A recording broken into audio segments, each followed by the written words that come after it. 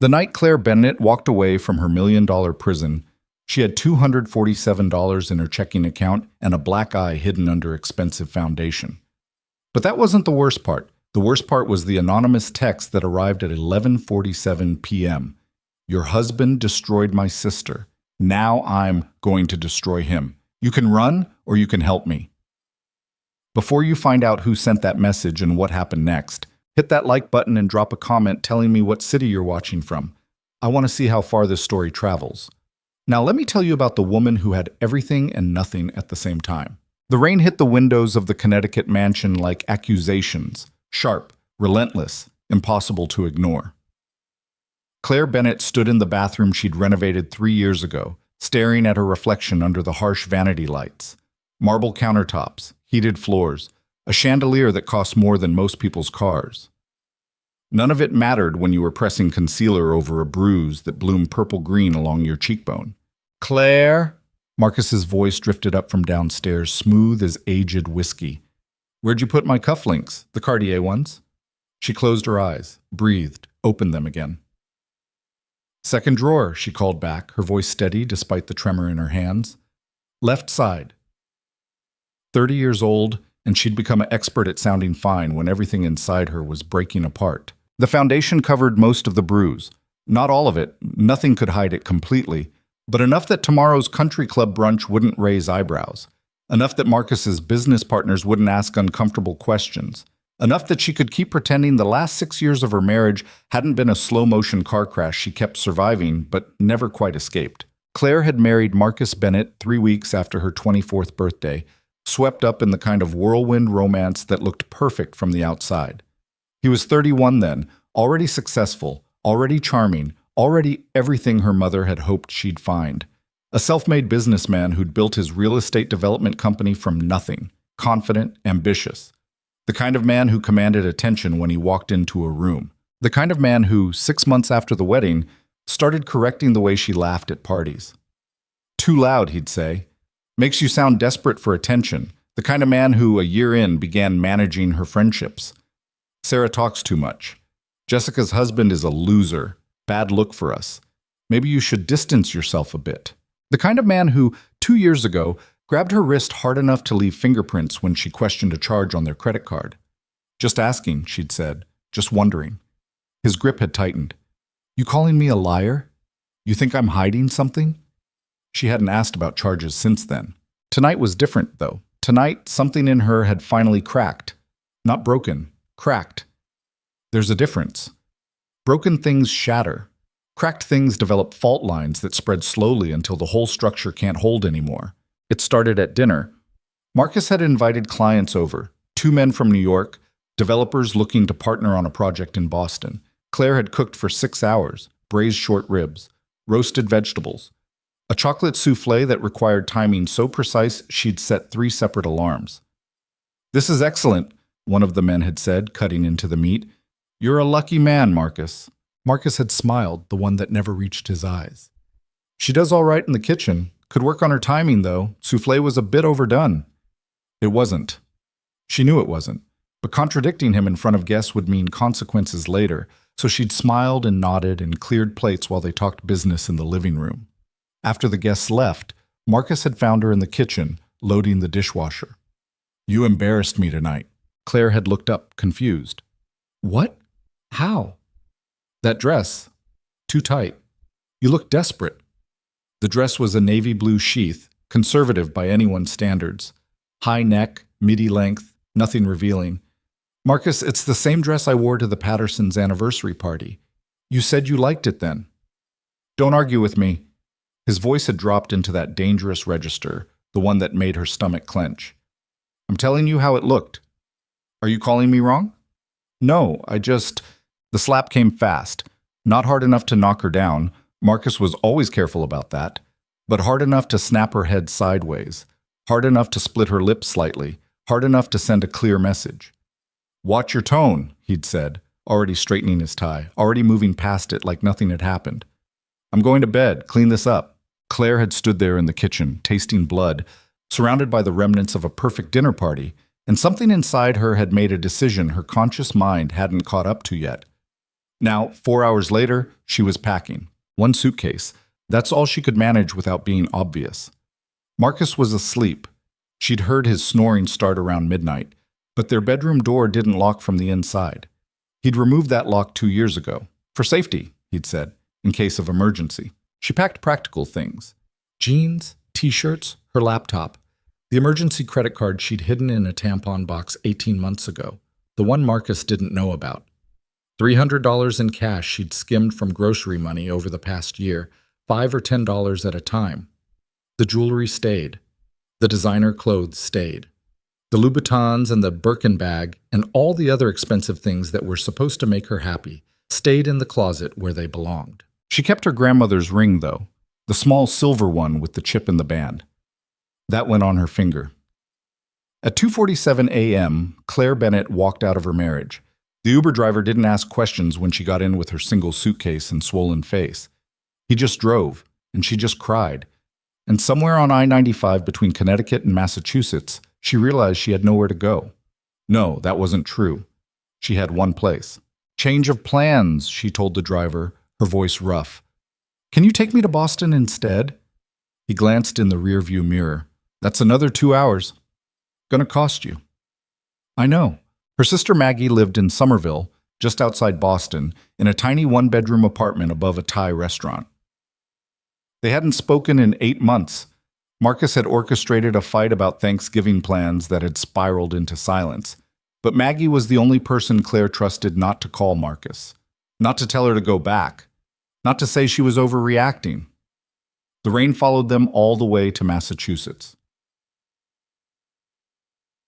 Basheen. Maggie opened the door at 5:15 a.m. wearing an oversized Celtics t-shirt and an expression that cycled from surprise to concern to fury in about 3 seconds. What did he do? Not what happened. Not, are you okay? Just straight to the truth. Claire's composure, which had held for the entire 2-hour drive, finally shattered. She fell into her sister's arms and sobbed like she was 24 again, before Marcus, before the mansion, before she'd learned to make herself small enough to fit into someone else's expectations. Come here. Maggie pulled her inside, kicking the door shut. Sit, I'll make coffee. No, scratch that. I'm making you tea with whiskey in it. You look like you need it. The apartment was exactly as Claire remembered, cramped, cluttered, full of mismatched furniture and plants in various stages of survival. A futon that doubled as both couch and guest bed. Bookshelves made from cinder blocks and wooden planks, framed concert posters instead of expensive art. It was perfect. Claire sat on the futon and pulled her knees to her chest while Maggie crashed around in the kitchen. Her sister was 32, a social worker who made barely enough to cover rent and student loans, who drove a 2007 Honda Civic and bought her clothes at Goodwill, and was, without question, happier than Claire had been in years. Here, Maggie handed her a mug. Drink, then talk.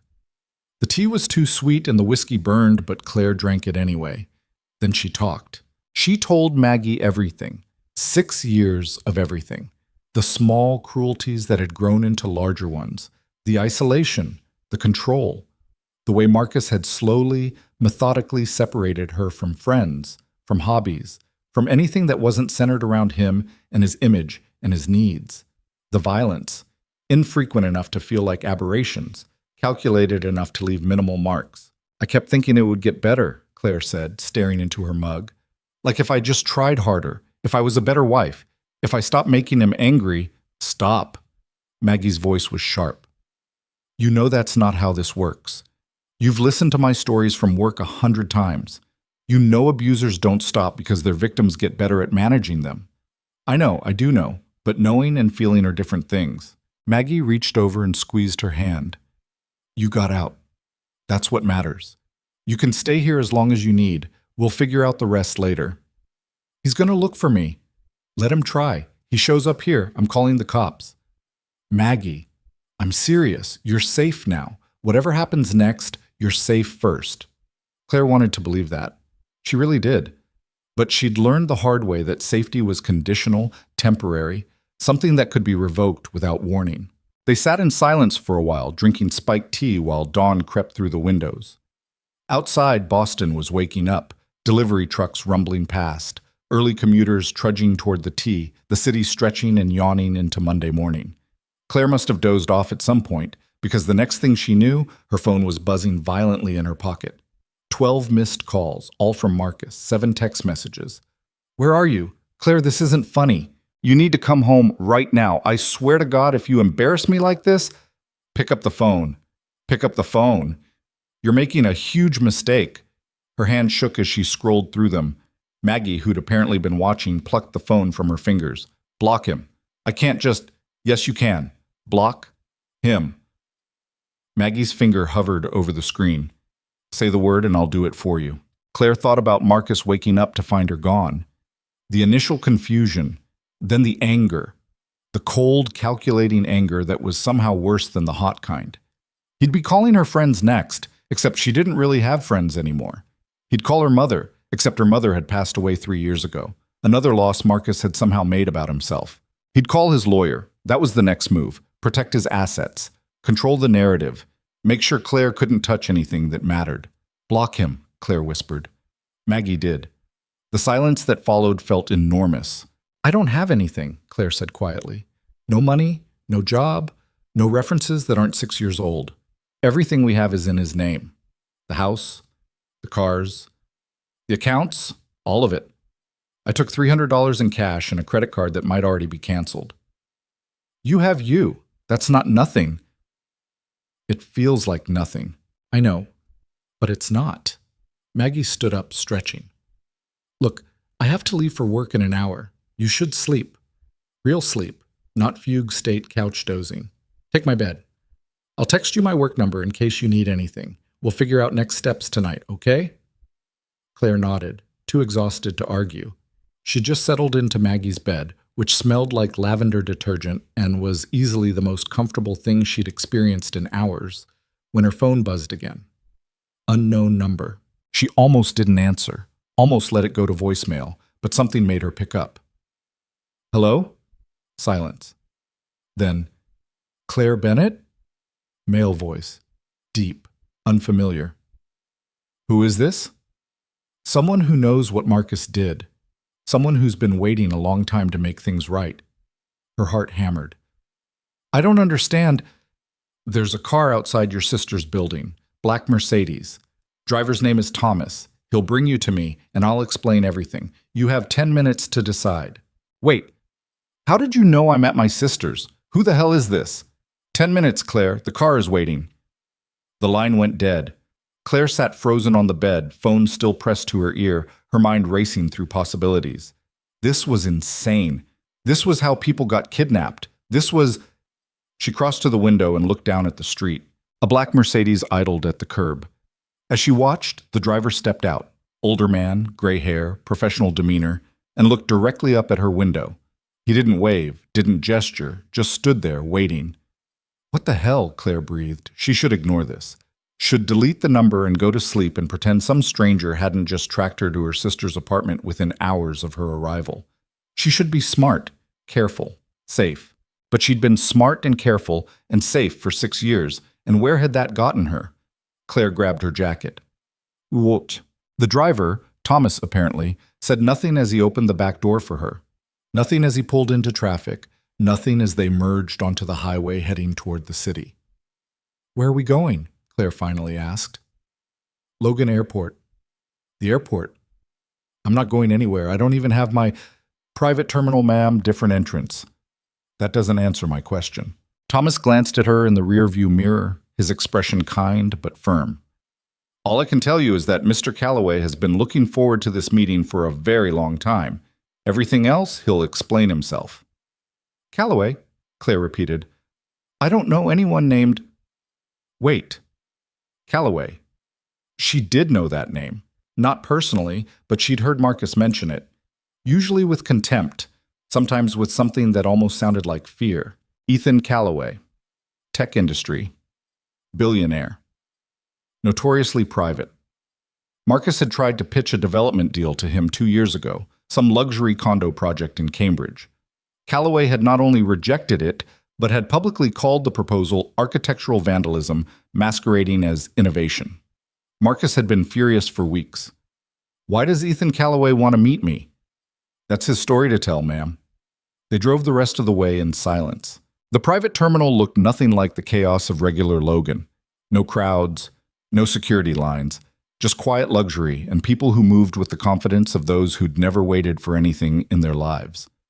Thomas led her through a side entrance and down a corridor that opened onto a tarmac where a sleek private jet sat waiting, stairs already deployed. "This is crazy," Claire muttered. "This is absolutely crazy."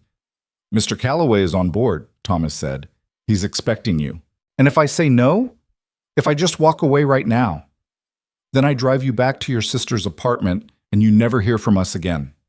Thomas's expression softened slightly. "But between you and me, ma'am, you came this far. Might as well hear what he has to say." Claire looked at the jet, at Thomas, at the clear morning sky stretched out above Boston like a promise or a threat, depending on how you looked at it. She climbed the stairs. The interior of the jet was exactly what you'd expect from a billionaire. Leather seats, polished wood, lighting that seemed designed to make everyone look good.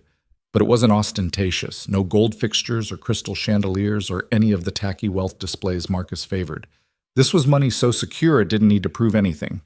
A man sat at a table near the back, laptop open, completely absorbed in whatever was on screen. He didn't look up when she entered.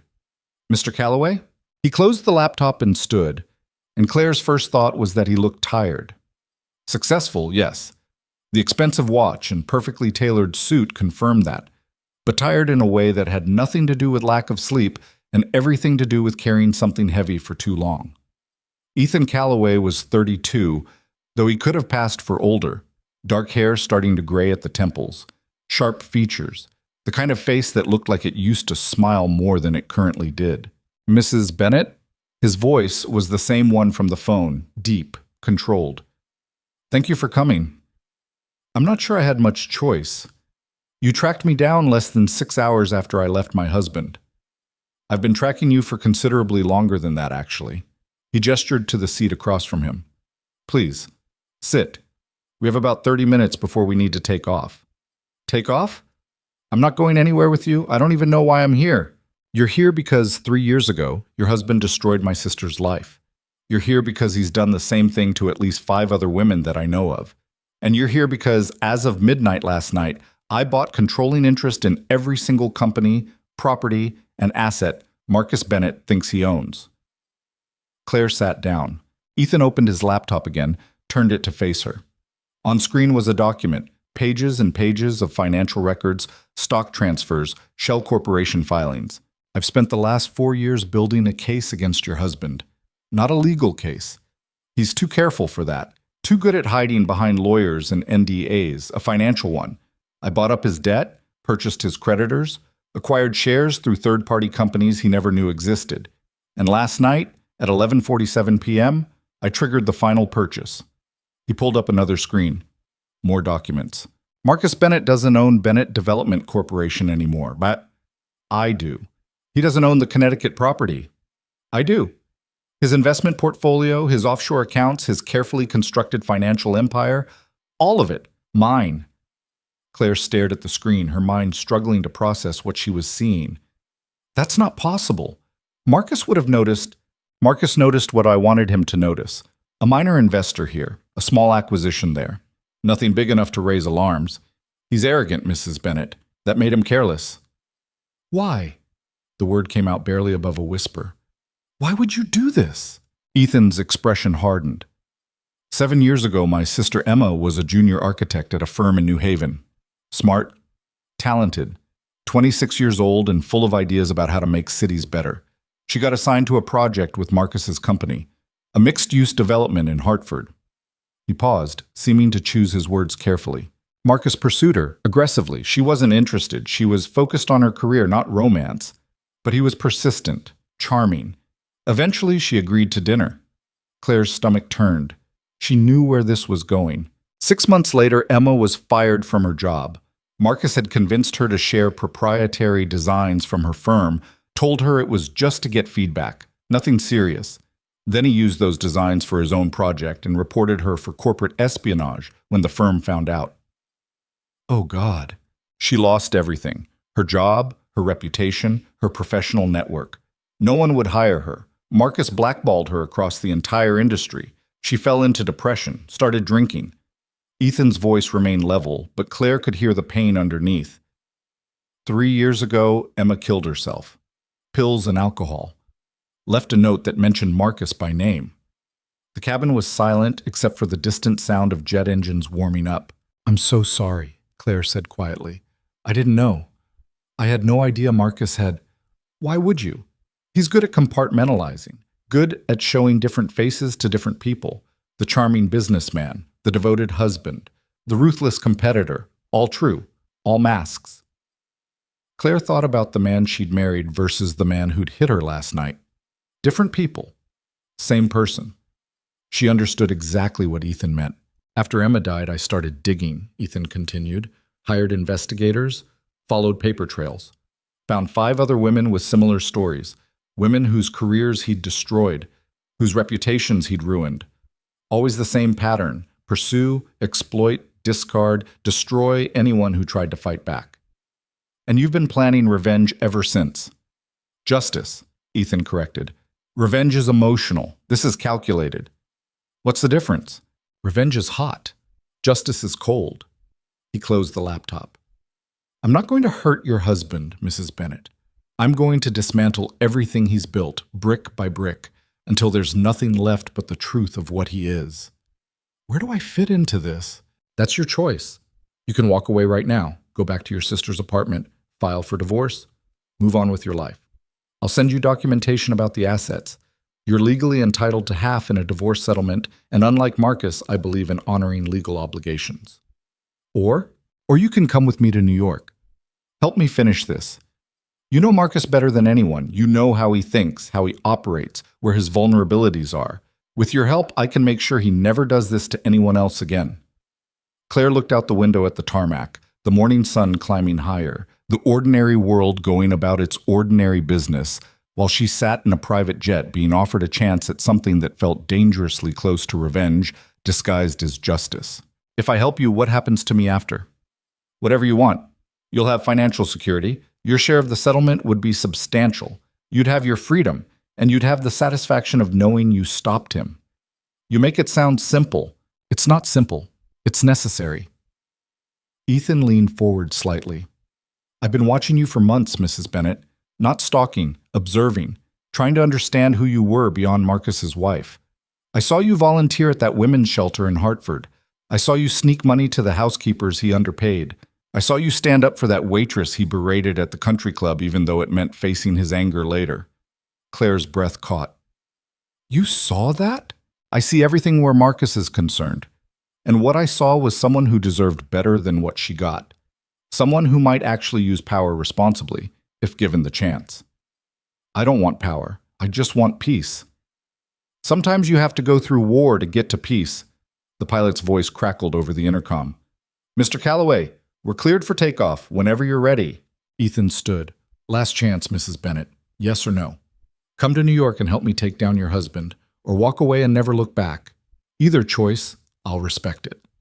Claire thought about Marcus waking up this morning to an empty house. The rage, the phone calls, the inevitable hunt to find her and drag her back. She thought about Emma Calloway, 26 years old and full of dreams, destroyed by the same man who'd spent 6 years slowly destroying Claire. She thought about the 5 other women, about future victims, about the choice between safety and justice. "If I do this," she said slowly, "I need you to promise me something. Name it. When this is over, I walk away clean. No media, no publicity. I don't become part of your story or Marcus's downfall. I just disappear." Ethan nodded. "You have my word." Claire took a deep breath, looked around the jet one last time, thought about Maggie's tiny apartment and the futon and the life she could have if she chose safety over everything else. Then she thought about the woman she used to be before Marcus, the one who believed in fighting for things that mattered. "Okay," she said. "Let's do it." The jet engines roared to life, and Claire Bennett, who had left her husband less than 12 hours ago with nothing but a suitcase and a prayer, flew towards something that was either salvation or destruction. She honestly wasn't sure which, but she was sure that whatever happened next, it would be her choice. And after 6 years of having every choice made for her, That felt like something worth fighting for. As Boston disappeared beneath them and New York appeared on the horizon, Ethan pulled out another folder. "There's something else you should know," he said quietly. "Something I haven't told anyone." "What?" "I have a daughter, Lily. She's 7. Lost her mother 4 years ago to cancer." Claire waited, not sure where this was going. "I'm telling you this because if you're going to be part of taking down Marcus, you'll be around my life, around Lily's life. She's been through enough. I won't let her be collateral damage in this war." "I would never—" "I know. That's why I'm trusting you." He hesitated, and for the first time since she'd met him, Ethan Calloway looked uncertain, vulnerable. "Lily doesn't understand why I'm angry all the time, why I work late every night, why I can't let this go. She thinks I'm just obsessed with business. You're obsessed with justice for your sister. Justice Emma will never see. Because she's dead." Ethan's voice cracked slightly. "Sometimes I wonder if I'm doing this for her or for me. If this is about making things right or just making myself feel less powerless." Claire understood that feeling, the blurred line between justice and revenge, between healing and hurting. "Maybe it's both," she said quietly. "Maybe that's okay." They flew in silence for a while, two broken people heading toward a confrontation that would either fix everything or destroy what was left. Claire wasn't sure which outcome scared her more, but she knew one thing for certain: she was done running, done hiding, done making herself small to fit into someone else's idea of who she should be. Whatever happened next, she'd face it standing up, even if her knees were shaking the whole time. The Manhattan penthouse overlooked Central Park like a watchtower surveying conquered territory. Floor-to-ceiling windows, minimalist furniture that probably cost more than Claire's entire wedding, art on the walls that she recognized from magazine spreads about collectors who had more money than sense. But it was the little girl's drawings taped to the refrigerator that made the place feel less like a showroom and more like a home. "Lily's with her nanny until tomorrow," Ethan said, setting Claire's suitcase down in the guest room. "I thought it would be better if you got settled before meeting her. She asks a lot of questions." "About?" "Everything. She's 7. He paused in the doorway. "I haven't told her about Emma, about why I'm doing this. She thinks I'm just working on a business acquisition." "Isn't that technically what it is?" "Technically." Ethan's expression was unreadable. "But we both know it's more than that." Claire walked to the window. 30 floors below, New York rushed past itself in the perpetual hurry that made the city feel alive even when you were exhausted. She'd been to Manhattan before. Marcus had dragged her to charity galas and business dinners, but always as decoration. The wife who smiled and nodded and never said anything interesting enough to be remembered. "When does this start?" she asked. "The takedown, the confrontation, whatever you want to call it." "Tomorrow. Marcus will receive notification that Bennett Development Corporation has new majority ownership. By noon, he'll be demanding a meeting. By 3 p.m., we'll give him one." "That fast?" "I've been planning this for 4 years. The execution is the easy part." Ethan checked his watch. "You should rest. Tomorrow's going to be long." But after he left, Claire couldn't sleep. She lay in the guest bed, which was somehow even more comfortable than her bed back in Connecticut, and stared at the ceiling, her mind running through everything that had happened in the last 18 hours. Yesterday morning, she'd been Mrs. Marcus Bennett, living in a mansion, wearing designer clothes, playing the role she'd been assigned. Now she was Claire, just Claire, lying in a billionaire's guest room, preparing to destroy her husband's empire. The whiplash was making her nauseous. Around 2 a.m., she gave up on sleep and wandered into the kitchen for water. The penthouse was dark except for the glow of the city filtering through the windows. She was filling a glass from the sink when a small voice behind her said, "Who are you?"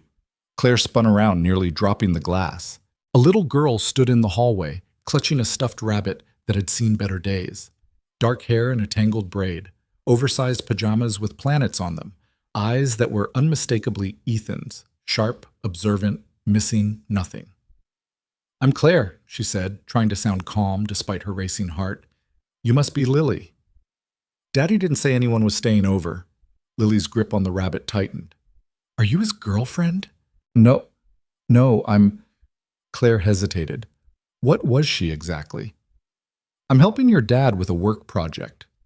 "At 2 in the morning?" "Smart kid." "I couldn't sleep. Claire said honestly. New place, sometimes that happens. Lily seemed to consider this. Then she walked over to the refrigerator and pulled out a carton of milk. When I can't sleep, I have warm milk with honey. Daddy says it's an old-fashioned remedy, but it works. Your dad seems like he knows a lot of old-fashioned things. He's old, Lily said matter-of-factly, pouring milk into a small pot on the stove. 32. That's basically ancient. Claire bit back a smile. Ancient. Got it. They stood in the kitchen together, this woman who'd fled her marriage and this child who'd lost her mother, both awake when they should be sleeping, both navigating territory that felt unfamiliar and slightly dangerous. My mom used to make this for me, Lily said quietly, stirring the milk, before she got sick. Now Daddy tries, but he always burns it or makes it too hot. I'm sorry about your mom. Everyone says that. Lily didn't look up from the pot. But sorry doesn't bring her back, so I don't really know what it means. Claire had no response to that. What could you say to a 7-year-old who'd already learned that some losses were permanent? Do you want some? Lily asked, adding honey to the warm milk. There's enough for 2. They sat at the kitchen island, Claire on a stool that probably cost more than her first car, Lily swinging her legs because her feet didn't quite reach the floor, and drank warm milk with honey while the city glittered outside. What kind of work project are you doing with my dad? Lily asked after a while. It's complicated. I'm smart. I can understand complicated things. I know you can. Claire set down her mug. But this particular complicated thing involves grown-up problems that aren't very interesting. Is it about the mean man? Claire went very still. What mean man? The one Daddy gets angry about. He doesn't think I hear him on the phone, but I do. He says words he tells me never to say. Lily took another sip of milk, leaving a small honey mustache. I think someone hurt Aunt Emma, and Daddy wants to make it right. But Aunt Emma is dead, so I don't understand how you make things right for dead people. The intelligence in those eyes was staggering, and the loneliness. This child had been watching her father wage a silent war for years, understanding more than anyone gave her credit for, processing grief that no 7-year-old should have to carry. Your dad loved your Aunt Emma very much, Claire said carefully, and when someone we love gets hurt, sometimes we need to do something about it. Not to bring them back, you're right, we can't do that, but to make sure the person who hurt them can't hurt anyone else. Like a superhero? Sort of, but without the costume and the powers. Just a regular person trying to do the right thing. Lily thought about this. Are you helping him be a superhero? I'm trying to. Good. He needs help. He's sad all the time and he pretends he's not, but I can tell. Lily finished her milk and slid off the stool. I like you. You don't talk to me like I'm stupid. You're definitely not stupid. I know. Lily picked up her rabbit. Good night, Claire. Good night, Lily. The little girl paused in the doorway. My mom's name was Sarah. In case you were wondering, everyone forgets to say her name anymore, like if they don't mention her, she'll be less dead. But I think forgetting someone's name is worse than remembering they're gone. She disappeared down the hallway before Claire could respond. Claire sat alone in the kitchen, her untouched milk growing cold, thinking about a woman named Sarah who'd loved old-fashioned remedies, and a little girl who was too smart for her own good, and a man who was waging war in his sister's name while his daughter watched and understood everything. This family was broken in ways that had nothing to do with Marcus Bennett. But maybe helping destroy Marcus would at least stop him from breaking anyone else. It wasn't much, but it was something. The next morning arrived with the kind of brutal efficiency that only Manhattan mornings managed. Claire woke to sunlight streaming through windows she'd forgotten to cover and the smell of coffee brewing somewhere in the penthouse. Ethan was already dressed, charcoal suit, blood-red tie, the kind of outfit that announced you were about to ruin someone's day. He looked up from his laptop when she entered the kitchen. Sleep well? Not really. Met your daughter around 2 a.m. Something flickered across his face. Lily has insomnia. Has for about 2 years now. I've taken her to specialists, tried medication, therapy. Nothing works. Maybe she just needs her dad to be less sad all the time. Ethan's eyes narrowed. Excuse me? That's what she said, that you're sad and you pretend you're not. Claire poured herself coffee from the pot on the counter. She's 7, and she's already learned to read people better than most adults. Wonder where she got that from. I'm not. He stopped, set down his coffee. I'm giving her stability, structure, everything she needs, except a father who isn't consumed by revenge. It's not revenge. Keep telling yourself that. Claire sat down across from him. Look, I'm not judging. I'm just saying that Kit is smarter than both of us combined, and she knows exactly what you're doing and why. She called you a superhero, by the way. Ethan looked genuinely surprised. She did. She also said you need help. So here I am. Help. Claire took a sip of coffee. It was perfect, of course, and tried not to think about how surreal this entire situation was. What's the plan for today? Marcus received the notification at 6 a.m. Legal documents informing him that his majority stake in Bennett Development Corporation has been transferred to Callaway Industries pending review of certain contractual obligations he failed to disclose. Which are? Completely fabricated, but by the time his lawyers figure that out, we'll have already had our meeting. Ethan pulled up a document on his laptop. He'll demand to see me, probably threaten legal action, definitely try to intimidate whoever answers the phone. So business as usual for Marcus. Exactly. We've scheduled the meeting for 3 p.m. at my office downtown. You don't have to be there if you don't want. I'll be there. Claire, I'll be there, she repeated, harder this time. I didn't come all this way to hide in your penthouse while you do the hard work. If we're doing this, we're doing it together. Ethan studied her for a long moment. You're sure? Because once Marcus sees you with me, there's no going back. He'll know you're part of this. He'll come after you. He's already coming after me. I left him. That's unforgivable in Marcus's world. Claire set down her coffee. At least this way I'm hitting back. All right. Then we need to prepare you. Ethan stood, gesturing for her to follow him to the living room, where he'd apparently set up a war room overnight. Documents spread across the coffee table. A whiteboard covered in notes and timelines. Photographs of Marcus at various business events. Always smiling, always charming, always hiding who he really was. This is everything I've collected on your husband over the past 4 years, Ethan said.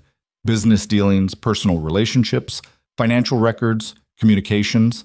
I need you to look through it and tell me what I'm missing, what Marcus would never put in writing, what vulnerabilities he has that don't show up on paper. Claire picked up one of the photographs. Marcus at a charity gala, arm around her waist, both of them smiling for the camera. She remembered that night, remembered him squeezing her side just hard enough to hurt while maintaining that perfect smile. Remembered going home and finding bruises shaped like fingerprints the next morning.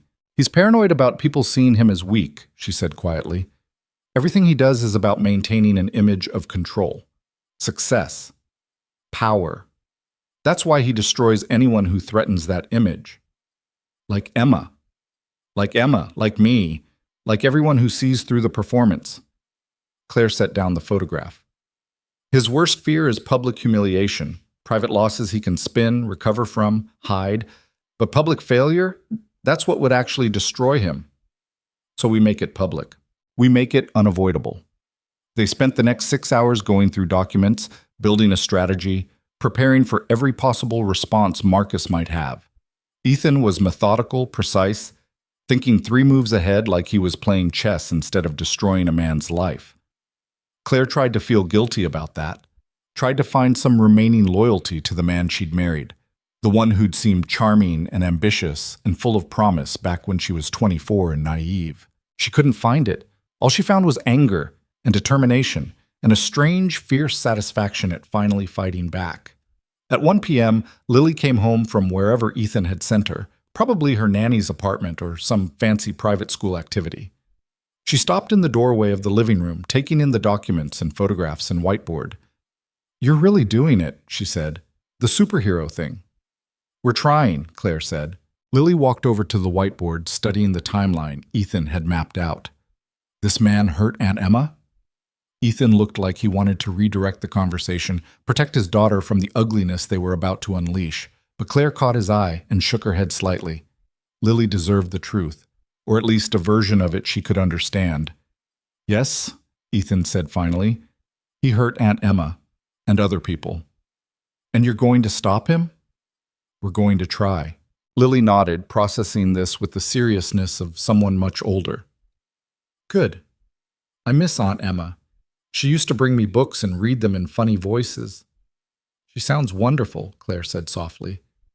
She was. Lily looked at her father.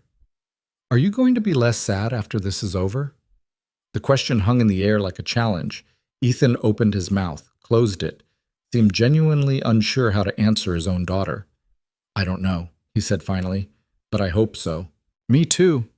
Lily picked up her backpack. I have homework. Tell me when dinner is ready. She left them there, surrounded by evidence of Marcus Bennett's crimes. Two adults trying to wage war while a 7-year-old quietly hoped her father would find peace. At 2:30, Claire changed into the only professional outfit she'd packed. Black pants, white blouse. Nothing fancy, but clean and sharp. She looked at herself in the bathroom mirror and barely recognized the woman staring back. 24 hours ago, she'd been covering bruises. Now she was preparing for battle. Ethan knocked on the doorframe. Ready? No, but let's go anyway. The drive to Ethan's office was silent. Thomas drove them in the same black Mercedes that had picked Claire up from Maggie's apartment. Was that really only yesterday? While Manhattan traffic crawled past in its usual chaos. He's going to try to manipulate you, Ethan said as they approached the building. Make you feel guilty. Tell you that you're betraying him, that you owe him loyalty, that he loves you. I know. Do you? Because knowing and experiencing are different things. Ethan turned to look at her. I've seen Marcus operate. He's good at finding weaknesses and exploiting them. If you have any doubt, any hesitation, he'll use it. I don't have doubt, Claire said, and she was surprised to realize it was true. Whatever love she'd felt for Marcus had died slowly over 6 years, eroded by cruelty and control and casual violence until nothing remained but resentment and fear. I just have anger. Good. Use it. The Callaway Industries building was sleek glass and steel, the kind of architecture that screamed money without needing to shout. Ethan's office occupied the entire top floor, windows on all sides, a view that made you feel like you owned the city. Maybe he did. Mr. Bennett arrived 20 minutes ago, Ethan's assistant said as they stepped off the elevator. He's in conference room A with his legal team, 3 lawyers. He's already threatened to sue us twice and asked to speak with you personally 4 times. Perfect. Let him wait another 10 minutes. Ethan gestured for Claire to follow him into his private office. Time is a weapon when you're making someone nervous. They used those 10 minutes to review the plan one last time. Ethan would lead the conversation. Claire would stay quiet unless Marcus addressed her directly. They'd present the evidence methodically, leaving no room for denial or deflection. And then they'd give Marcus a choice. Resign quietly and disappear, or watch everything he'd built burn in public view. He'll choose to fight, Claire said. Marcus never backs down from anything. I know, that's what I'm counting on. At exactly 3 p.m., they walked into conference room A. Marcus looked up from where he'd been pacing near the windows, and his face cycled through several expressions in rapid succession. Surprise, confusion, fury, calculation. Claire, what the hell are you doing here? She didn't answer, just took the seat next to Ethan at the head of the conference table, meeting Marcus's gaze without flinching. Mr. Bennett? Ethan said smoothly. Thank you for coming. I believe you've received notification of the ownership transfer? I've received a load of legal bullshit claiming you somehow acquired majority stake in my company. Marcus's lawyers shifted uncomfortably, probably recognizing they were in over their heads. And I'd like an explanation before I bury you in lawsuits. Of course. Ethan opened a folder. Over the past 4 years, through various shell corporations and third-party acquisitions, I've systematically purchased every piece of debt, every outstanding share, and every contractual obligation related to Bennett Development Corporation. As of midnight last night, I own 63% of your company. That's impossible. It's documented. Your lawyers can review the filings. Everything was done legally and above board. Marcus slammed his hand on the table. You can't just steal someone's company. I didn't steal it. I bought it. There's a difference. Ethan's voice remained calm, which only seemed to enrage Marcus more. And now we need to discuss the terms of your resignation. My what? I'm not resigning from anything. I built that company from nothing. You built it on fraud, manipulation, and the destroyed careers of at least 6 women I've identified so far.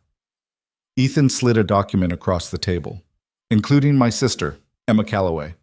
The color drained from Marcus's face. I don't know what you're talking about. Yes, you do. Emma Calloway, junior architect. You seduced her, used her to steal proprietary designs from her firm, then destroyed her professionally when she became inconvenient. She killed herself 3 years ago because of what you did to her. Marcus's eyes darted to Claire, then back to Ethan. Your sister was unstable. I had nothing to do with... You had everything to do with it, and I have documentation to prove it. Ethan opened another folder. Emails, text messages, testimony from her colleagues, a pattern of predatory behavior that spans 7 years and multiple victims. This is insane. Claire, Marcus focused on her now, his voice shifting to that familiar tone he used when trying to manipulate her. Tell him I'm not whatever he's accusing me of. You know me. You know I would never... I know exactly what you are, Claire said quietly. I've known for 6 years. Marcus's expression hardened. You ungrateful. I gave you everything. A home, money, a life most women would kill for. You gave me a prison and bruises and 6 years of feeling invisible. I never... He looked at his lawyers. She's lying. She's clearly been manipulated by this man. The bruise on her face from 3 nights ago says otherwise, Ethan interrupted, as does the hospital visit 2 years ago that was documented as a fall but shows injury patterns consistent with being grabbed and shaken.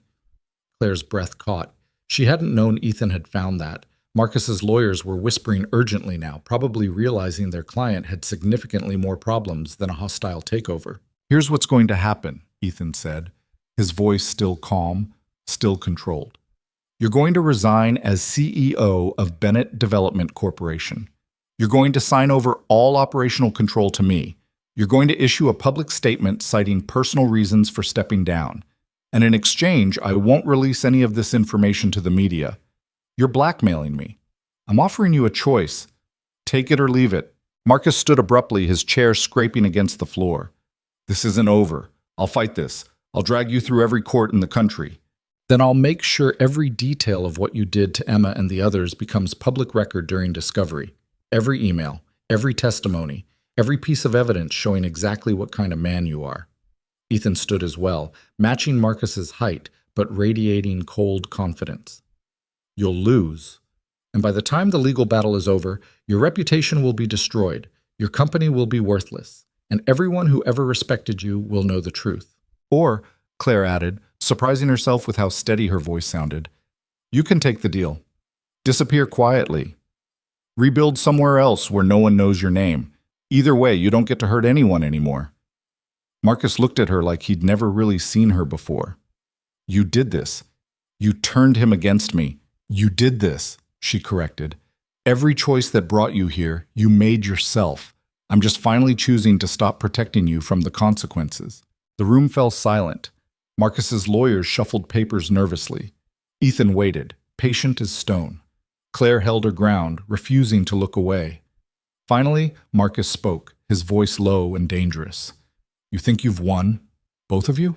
This is just the beginning. I will make your lives hell. Mr. Bennett, one of his lawyers interrupted urgently. I strongly advise you to consider Mr. Calloway's offer. The evidence he's presented creates significant legal exposure. Shut up, Marcus snapped. Then to Ethan, I need 24 hours to review this with my team.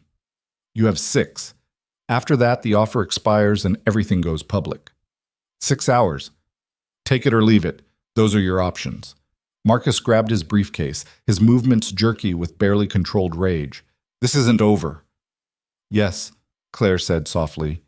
It is. He left without another word, his lawyers scrambling after him, and the conference room fell into stunned silence. Claire realized she was shaking, not from fear, from adrenaline, from the strange, fierce satisfaction of finally saying what she'd swallowed for 6 years.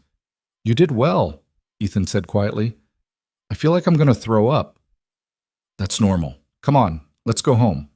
They made it to the elevator before Claire's legs gave out. She sat on the floor back against the wall, breathing hard while Ethan crouched next to her. It's done, she said. We actually did it. Part of it? Marcus will fight back. That's who he is. Let him try. Claire looked up at Ethan. For the first time in 6 years, I'm not afraid of him. That has to count for something. It counts for everything. They sat there until Claire's breathing steadied, Two people who'd waged war and survived the first battle, knowing harder ones were coming, but too exhausted to care right now. When they finally made it back to the penthouse, Lily was waiting with a plate of cookies she'd apparently made with her nanny. "Did you win?" she asked. "We're winning," Ethan said, picking her up despite her protests that she was too old for that. "Round one anyway." "Good. I made cookies. They're probably terrible, but Ms. Rodriguez said we should try anyway." They were terrible, too much salt, underbaked in the middle. But Claire ate 3 of them anyway while Lily narrated her entire day in exhaustive detail. And sitting there in that expensive penthouse with burnt cookies and a little girl who wanted her father to be happy and a man who was fighting his sister's war years too late, Claire felt something she hadn't felt in longer than she could remember. She felt like maybe, just maybe, she might actually be okay. Whatever came next, she'd face it standing up. Even if her legs were still shaking, even if Marcus Bennett was somewhere plotting his revenge, even if this fragile peace couldn't possibly last. For now, in this moment, she was free. And that was enough. Marcus didn't wait 6 hours. He waited 43 minutes. Claire was helping Lily with homework, something about fractions that made her head hurt worse than the confrontation had, when Ethan's phone rang. He looked at the screen, then at Claire, his expression unreadable. "It's his lawyer," he said, stepping into the hallway. Lily kept working on her math problems, tongue poking out in concentration, completely unaware that her father was about to either win or lose everything. Claire envied that innocence, the ability to focus on fractions while the world shifted around you. When Ethan came back 5 minutes later, his face was carefully blank. "He accepted?" He countered. "Wants to retain a seat on the board, keep his title as founder, and maintain a consulting role for 2 years. "Absolutely not," Claire said immediately. "He'll use that to undermine everything you try to do, to stay relevant, to keep control." "I know, which is why I told his lawyer no." Ethan sat down at the kitchen table. "They're calling back in 20 minutes with a revised offer." "What if they don't revise? What if Marcus decides to fight? Then we go public with everything and let the courts sort it out." Ethan rubbed his eyes, and for the first time since Claire had met him, he looked tired. Actually tired, not just carrying weight for years tired. "I need to call the communications team, prepare a press release just in case." He disappeared into his office, leaving Claire alone with Lily, and a growing sense that this wasn't over. Not even close. The next call came 18 minutes later. Claire could hear Ethan's voice through the office door, clipped and professional, giving nothing away. When he emerged, his expression was still carefully controlled. "He's out, effective immediately. Full resignation from all positions, no board seat, no consulting role, no connection to the company whatsoever."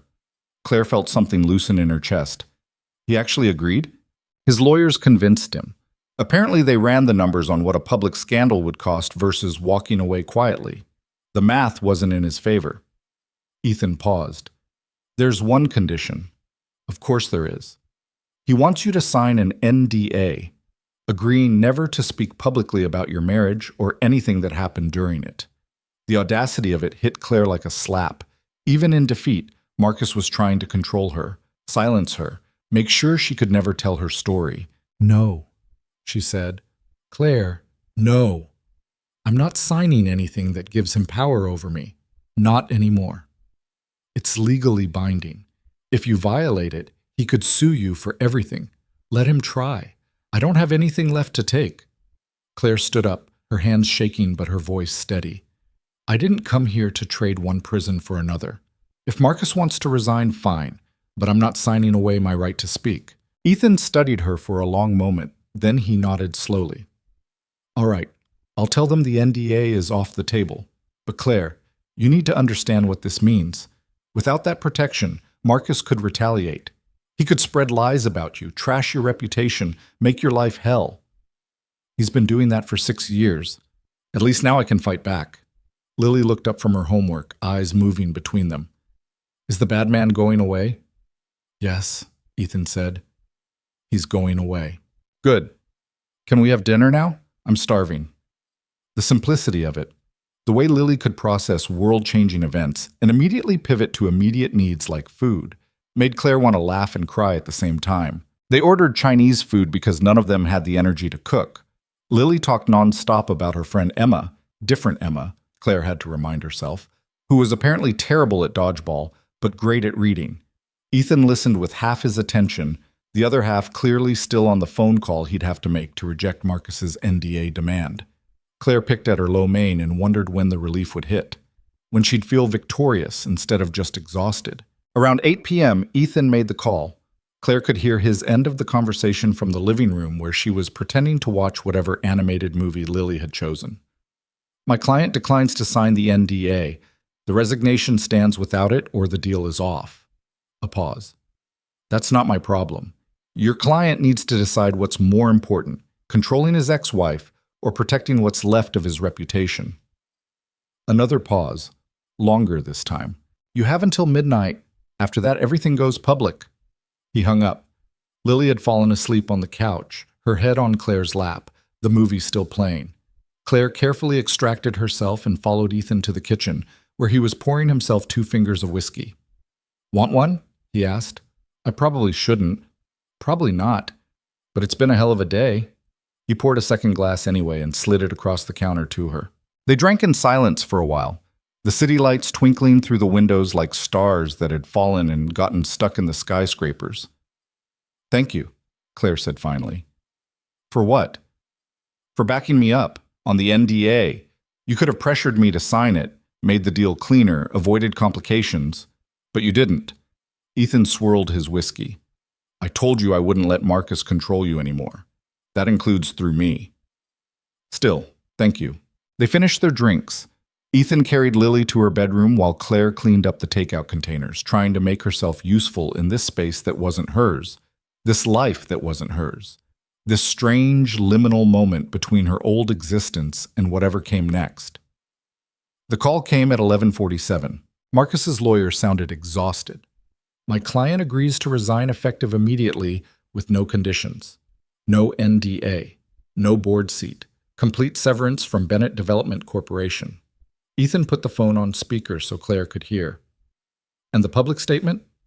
Will cite personal reasons and a desire to pursue other opportunities. Nothing that casts aspersion on either party. Financial settlement? Mr. Bennett retains his personal assets minus those explicitly tied to the corporation. Mrs. Bennett is entitled to 50% of marital assets as per Connecticut divorce law. We'll have the paperwork ready by end of business tomorrow. Claire's hands were shaking again. This was real. This was actually happening. One more thing, Ethan said. Mr. Bennett is to have no contact with Claire Bennett going forward. No calls, no messages, no attempts at communication of any kind. If he violates this, we release everything. A long pause. Then, agreed. After the lawyer hung up, Claire and Ethan sat in the kitchen, the weight of what they'd accomplished settling over them like snow. We won, Claire said quietly. We actually won. First battle, Ethan corrected. Marcus won't stay quiet forever. He'll find ways to undermine this, to rebuild, to come back. Let him try. By then I'll be long gone. Ethan looked at her sharply. Gone where? I don't know. Somewhere.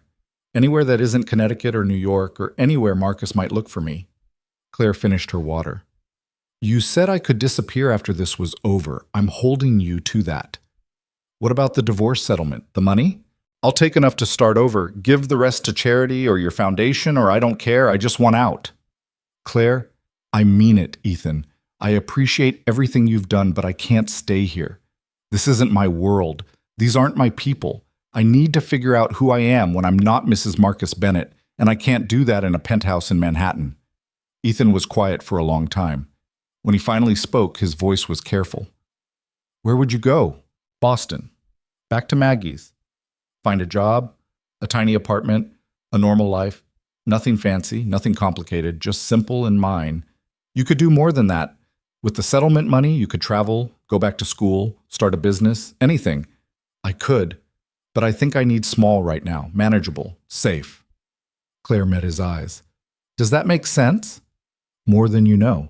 They sat there while the city hummed around them, 2 people who'd fought a war together, and won, but were still figuring out what victory actually meant. The next 3 weeks passed in a blur of lawyers and paperwork and carefully worded press releases.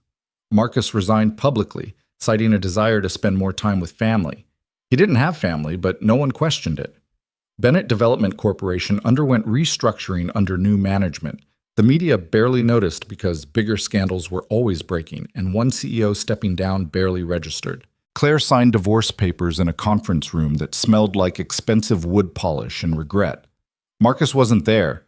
His lawyer handled everything, which was both a relief and somehow anticlimactic. 6 years of marriage ended with signatures on paper and a check that made Claire feel vaguely nauseous. "You sure you don't want to contest the amount?"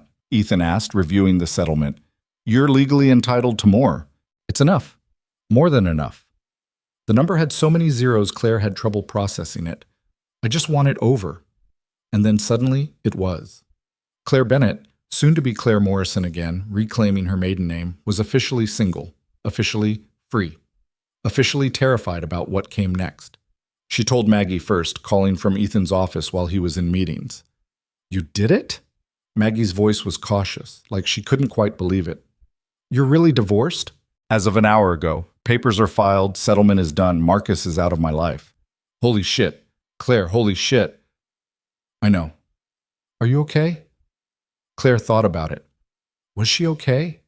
She was exhausted, anxious, uncertain about everything, but she was also sitting in a billionaire's office in Manhattan, having just escaped a marriage that was slowly killing her, so relatively speaking. "I think I will be," she said. "Eventually." "When are you coming home?" "Tomorrow. I'll catch a train in the morning. I'll make up the futon and buy wine, so much wine." After hanging up, Claire sat in the office, looking out at Manhattan spread below her like a circuit board of ambition and money and people chasing things they thought would make them happy. She'd been one of those people once. Chasing Marcus, chasing the dream of a perfect marriage, chasing the illusion that expensive things could fill the holes inside you. Now she just wanted quiet and safety and the space to figure out who she was when no one was watching. Ethan found her there an hour later. "You're leaving tomorrow." It wasn't a question. "Yeah, I called Maggie. She's expecting me." "You could stay longer, help with the transition at Bennett Development. We're turning it into something actually useful, you know. Community housing, sustainable development. All the things Marcus would have hated." "I know. And that's great. But it's your project, not mine. It could be yours too." Claire shook her head. "I need distance, Ethan. From Marcus, from this world, from all of it. I need to be normal for a while." "Normal is overrated." "Maybe, but it's what I need." He sat down across from her, and Claire was struck again by how tired he looked. The war was over, but he was still fighting it, still carrying Emma's memory like a weight he couldn't put down. "Lily's going to miss you," he said quietly. "She keeps asking when you're coming back for dinner." "I'll miss her too. She's a good kid." "She likes you. Hasn't warmed up to anyone this fast since Sarah died." The mention of his late wife hung in the air between them. They'd never really talked about Sarah, about what it meant for Ethan to be raising a daughter alone while waging war against his sister's destroyer. "Can I ask you something?" Claire said. "Would Emma have wanted this? The revenge? The takedown? All of it?" Ethan was quiet for a long time. "No. Emma would have wanted me to let it go. Move on. Focus on Lily and the future instead of the past. But you couldn't." "I couldn't, and I'm still not sure if that makes me principled or just stubborn." "Maybe both." "Yeah, maybe." He stood up. "I'm having people over tomorrow night, business associates, some friends. You're welcome to stay for it if I can't, but thank you." "Right. Of course." He paused at the door. "Claire, whatever happens next, wherever you end up, stay in touch, okay? You're part of this now, part of what we built." "I'll try." But they both knew she wouldn't. This was goodbye dressed up as see you later, and they were both too honest to pretend otherwise. That night, Claire packed her suitcase for the second time in a month. Same clothes, same laptop, same silver ring from her grandmother, but everything felt different now. Lighter. Like she'd shed weight she hadn't known she was carrying. Lily knocked on the guest room door around 9. "You're leaving tomorrow?" "Yeah, kiddo, time to go home." "This could be your home. Dad has like 6 bedrooms he doesn't use." Claire smiled. "I appreciate that, but I have my own place to get back to." "Is it nice?" "It's a futon in my sister's 1-bedroom apartment above a Thai restaurant." Lily wrinkled her nose. "That sounds terrible." "It's perfect." The little girl sat on the bed, watching Claire fold clothes with the intense focus children brought to everything. "Are you and my dad going to get married?" Claire nearly dropped the shirt she was holding. "What? No. Why would you think that? Because you helped him be a superhero and now the bad man is gone, and in movies, that's when people get married." "Life isn't like movies, Lily." "I know, but sometimes it is." Lily swung her legs. "I wouldn't mind if you did. Marry him, I mean. You're nicer than the other ladies he brings to dinner sometimes." "Your dad brings ladies to dinner?" "Sometimes. They're always boring and they talk to me like I'm stupid." Lily made a face. "You talk to me like I'm a person." "You are a person." "Exactly. That's why you should marry Dad." Claire sat down next to her, trying to figure out how to explain adult relationships to a 7-year-old. "Your dad and I are friends. We helped each other through a hard thing, but we're very different people who want different things." "Like what?" "Like he wants to build empires and change the world. And I just want to be quiet for a while." "That's boring." "Maybe. But it's what I need." Lily leaned against her, small and warm and heartbreakingly young. "I'm going to miss you." "I'll miss you too." "Will you come visit?" Claire wanted to say yes, wanted to promise she'd come back for birthdays and holidays and random weekends, but she knew herself well enough to know she wouldn't. Coming back meant staying connected to this world, this life, this reminder of everything she'd survived. "I'll try," she said instead, which was at least honest. Lily seemed to accept this. "Can I have your phone number in case I need to talk to someone who isn't Dad or Ms. Rodriguez?" They exchanged numbers, and Claire made Lily promise not to give it to anyone else. The kid was too smart not to use it responsibly, but still, better to be clear. After Lily left, Claire finished packing. Tomorrow she'd take the train to Boston, move back into Maggie's apartment, start job hunting, figure out what normal people did with their lives when they weren't trapped in abusive marriages or taking down billionaire developers. It should have felt exciting. Instead, it just felt exhausting. She was almost asleep when her phone buzzed with a text from an unknown number. "You think this is over? It's not. Enjoy your freedom while it lasts." Marcus. Of course he'd found a way around the no-contact order. Some burner phone or friend's number or whatever workaround he'd devised. Claire stared at the message for a long time. Part of her wanted to show Ethan, trigger the release of all that damaging information, bury Marcus completely, but a bigger part just wanted to be done. She deleted the message, blocked the number, and made a note to change her phone number entirely as soon as she got back to Boston. Marcus Bennett had taken enough from her. He didn't get to take her piece too. The train ride to Boston the next morning was quiet. Ethan had offered to have Thomas drive her, but Claire had declined. She needed the space. The normalcy of public transportation and strangers reading newspapers and the gentle rocking of the train through Connecticut into Massachusetts. Ethan and Lily had said goodbye at the penthouse. Lily had cried a little, which made Claire cry, which made Ethan look uncomfortable because apparently billionaire single dads didn't know what to do when everyone was crying. "You have my number," Ethan had said. "If you need anything, I know. Thank you for everything." "Thank you. You didn't have to help me, but you did. We helped each other." And that was true. Ethan had given Claire the tools to escape Marcus. Claire had given Ethan the information to destroy him. Fair trade, in the end. Now, watching Boston appear through the train window, Claire felt something shift inside her. Relief, maybe.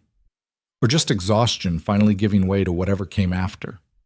Maggie was waiting at South Station with coffee and a hug that nearly broke Claire's ribs. "Welcome home, little sister." "It's good to be back." They took the tea to Somerville, Maggie talking nonstop about her latest work cases and the neighbor who was trying to start a community garden. And did Claire want to help because apparently she'd volunteered them both? Normal things, small things, things that had nothing to do with billionaires or revenge or marriages ending in conference rooms. The apartment looked exactly the same, cluttered, cramped, perfect. "I cleared some space in the closet," Maggie said, hauling Claire's suitcase inside. "And I bought you one of those foam mattress toppers for the futon because sleeping on that thing long-term will destroy your back. You didn't have to—" "Shut up. You're my sister and you just escaped an abusive marriage. I'm buying you a mattress topper." They ordered pizza and drank wine, and Claire told Maggie everything. The confrontation with Marcus, the settlement, Lily and her cookies, Ethan and his carefully controlled grief. So let me get this straight, Maggie said around a mouthful of pepperoni. A billionaire tech mogul tracked you down, flew you to New York on his private jet, helped you destroy your husband's empire, and then just let you leave? That's the summary, yes. And you're not going to date him? Maggie, I'm just saying, he sounds hot and rich, and he has a cute kid. That's like the trifecta. He's also still in love with his dead wife and obsessed with avenging his sister. Not exactly relationship material. Fair point. Maggie refilled their wine glasses. What are you going to do now? Job-wise, I mean. I have no idea. My degree is 6 years old, and my only work experience is volunteer work that Marcus approved of. I'm basically starting from zero. You'll figure it out. You're smart, and you survived Marcus Bennett. After that, a job search should be easy. Claire wished she had Maggie's confidence. But sitting there in the cramped apartment, eating mediocre pizza, drinking cheap wine with her sister, it felt more like home than the Connecticut mansion ever had. Maybe that was enough for now. The next few weeks fell into a rhythm. Claire helped Maggie with the community garden, started looking at job listings, changed her phone number, went to therapy twice a week to unpack 6 years of trauma she'd been ignoring. She didn't hear from Marcus. Didn't hear from Ethan either, though Lily texted occasionally. Mostly pictures of her schoolwork or the new fish she'd named Gerald. Life was small, manageable, boring in the best possible way. And then, 6 weeks after leaving New York, Claire's phone rang with a number she didn't recognize but somehow knew she should answer. Claire, it's Ethan. Her heart did something complicated. Is everything okay? Is Lily... Lily's fine. Everyone's fine. I'm calling because... He paused, and Claire could hear something uncertain in his voice. Bennett Development just broke ground on its first community housing project. Affordable units in Newark, sustainable design, everything Marcus would have hated. That's great, Ethan. Really. I wanted you to be there. For the groundbreaking, you're part of this, whether you stayed or not. I can't. I know. I know you need distance. But Claire, this is happening because you were brave enough to walk away and help me finish it. You should see what we built from the ashes.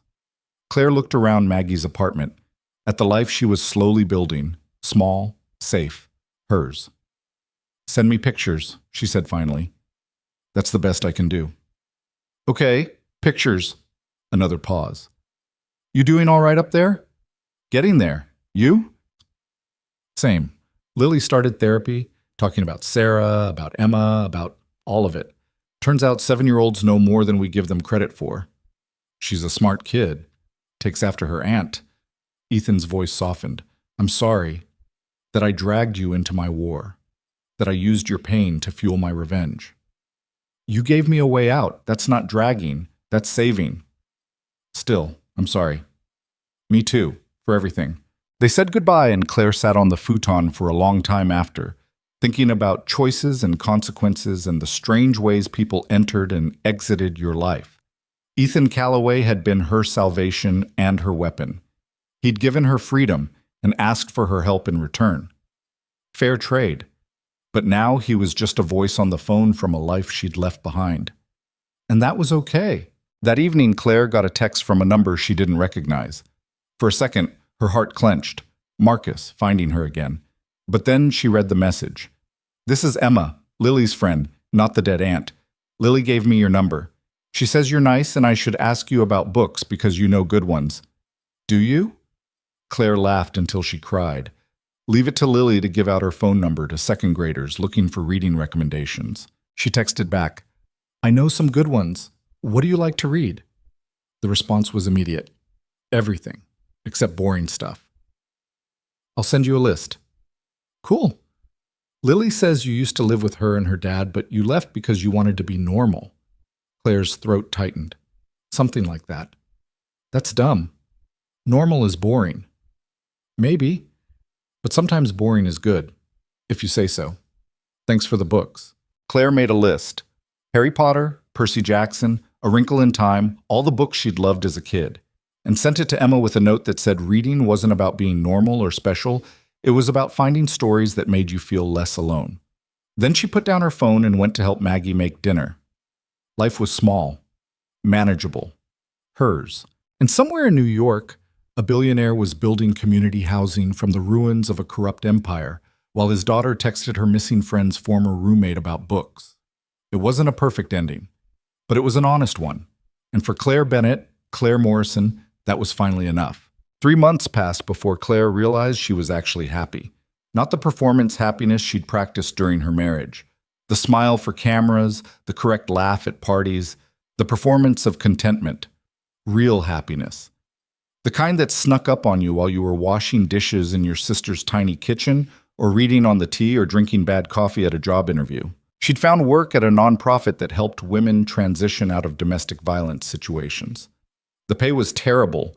The office was in a building that smelled like old carpet, and her boss was a 60-year-old former social worker named Rita, who took exactly zero nonsense from anyone.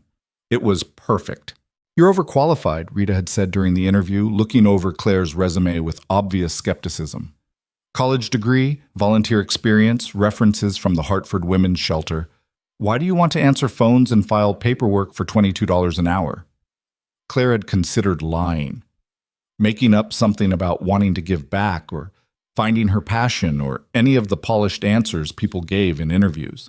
Instead, she'd said, "Because I left my husband 4 months ago with one suitcase and a checking account he'd been slowly draining for years.